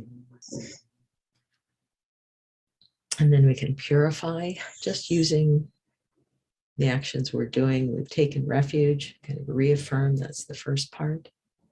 We can generate regret for all the harm we've given, all the negative actions we've done, the negative words we've spoken, the negative thoughts we've had in this life. You can even imagine past lives if you want, but just feeling regret for these, for this kind of, for all these actions, words, and thoughts. And not guilt, not judgment here, just regret, kind of as though we'd swallowed poison. We want to get this out of the system. We really want to, purify, we want to eliminate this kind of negativity. Oh,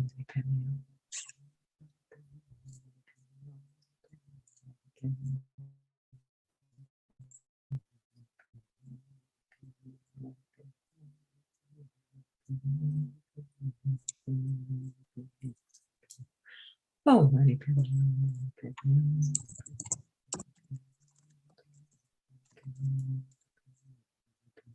Oh, Mani Padme, oh, Mani Padme. Oh, Mani Padme, oh, Mani Padme, oh, Mani Padme, oh, Mani Padme.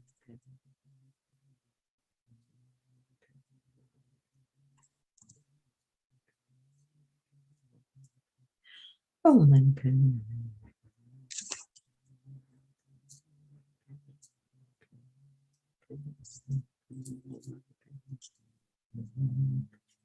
Oh, Mani Padme. And then we can recognize that this, like reciting this Chenrezig mantra, Om Mani Padme Hum, we can think of that as the antidote to this poison. So just really the power of this mantra to help us transform our minds. And by doing this, we're relieving our own suffering and creating the potential to benefit others, to relieve their suffering. Oh, because, and we relieve our suffering by generating this heart of bodhicitta, taking, kind of relieving ourselves of this self-cherishing view, because that view is so tight, so inwardly directed, and so futile. When we're trapped in that, all we can do is suffer. So really opening the heart and just resting in this mind of compassion. Oh, Mani Padme, oh, Mani Padme, oh, Mani Padme.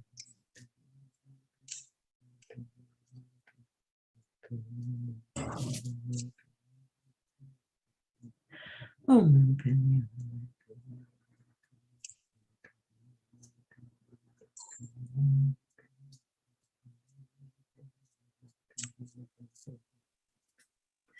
Oh, Mani Padme.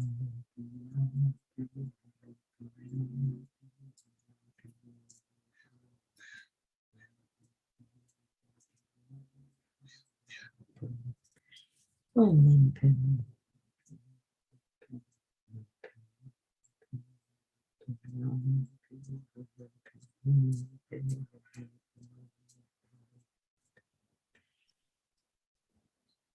And then we can complete this purification practice by just thinking, from now on, I'm going to refrain from anything that gives harm, whether it's harmful thoughts, harmful words, harmful actions. I'm going to really work to keep my mind away from harming others,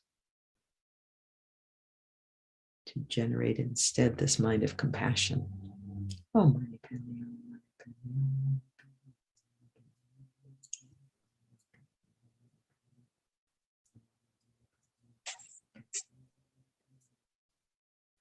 oh, Mani Padme. Oh, Mani Padme.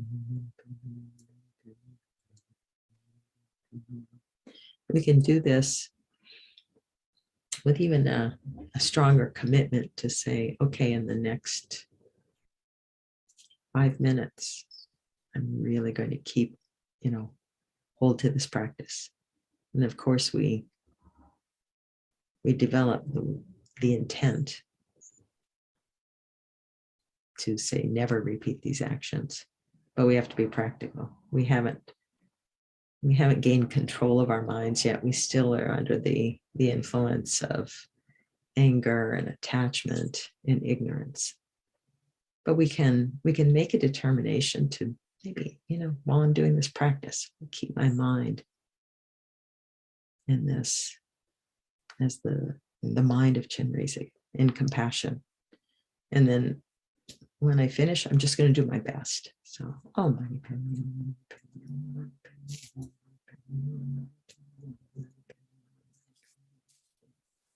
so now just visualize that Chenrezig, looking at every being, emanates countless bodies.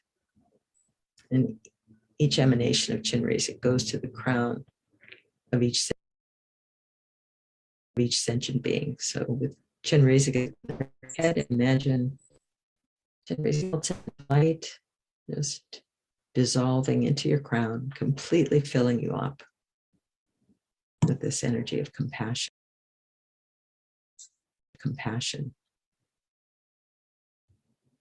So that you feel your mind, your speech,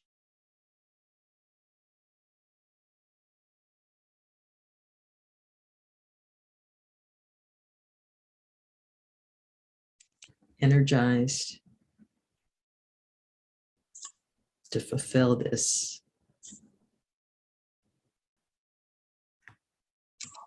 goal to really attain enlightenment for the benefit of all sentient beings. So just toward that goal.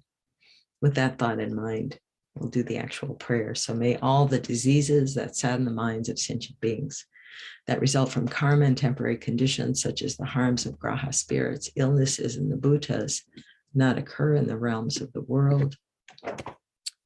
And may whatever sufferings there are from life-threatening diseases that, like a butcher leading an animal to be slaughtered, separate the body from the mind in a mere instant, not occur in the realms of the world. May all embodied beings be unharmed by acute, chronic, or other epidemic diseases, the mere sounds of whose names terrify beings as though they'd been placed inside the mouth of Yama, the Lord of Death. May all embodied beings be unharmed by the 80,000 classes of interferers, the 360 evil spirits that harm suddenly, the 424 diseases, and so forth. And may whatever sufferings there are due to disturbances of the four elements, depriving the body and mind of every happiness, be totally pacified. And may the body and mind have radiance and power and be endowed with long life, good health, and well-being. By the compassion of the gurus of the three jewels, by the power of the dakinis, dharma protectors and guardians, by the power of the truth of the infallibility of karma and its results, may all these dedications and prayers be fulfilled. So once again, just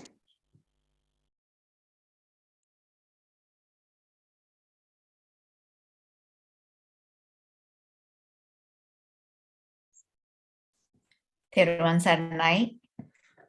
මම නම දාන්නම් හරියට.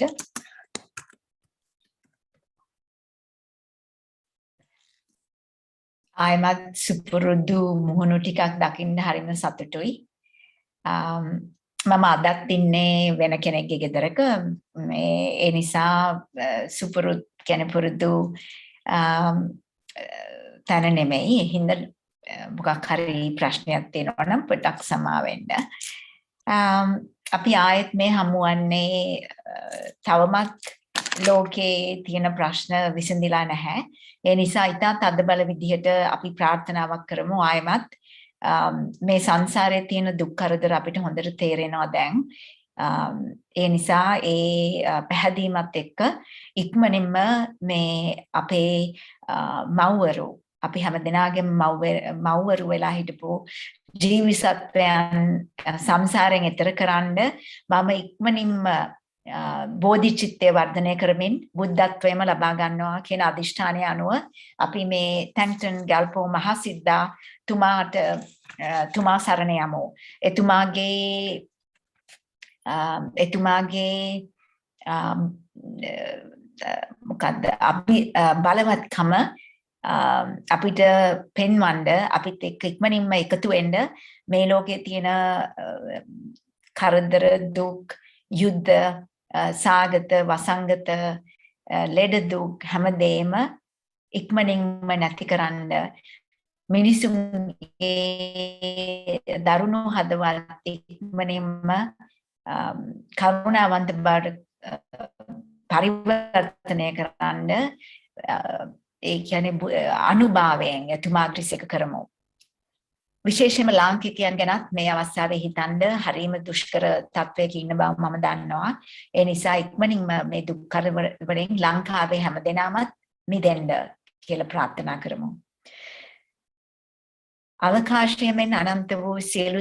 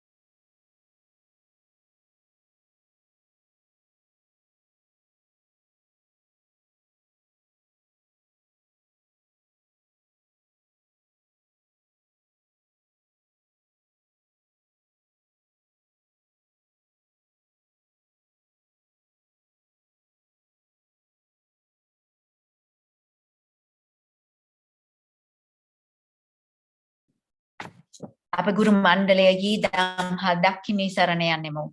අපගේම මනසී ශුන්‍යත්වයද පිවිතුරු බවද වන ධර්මකාය සරණ යන්නෙමු.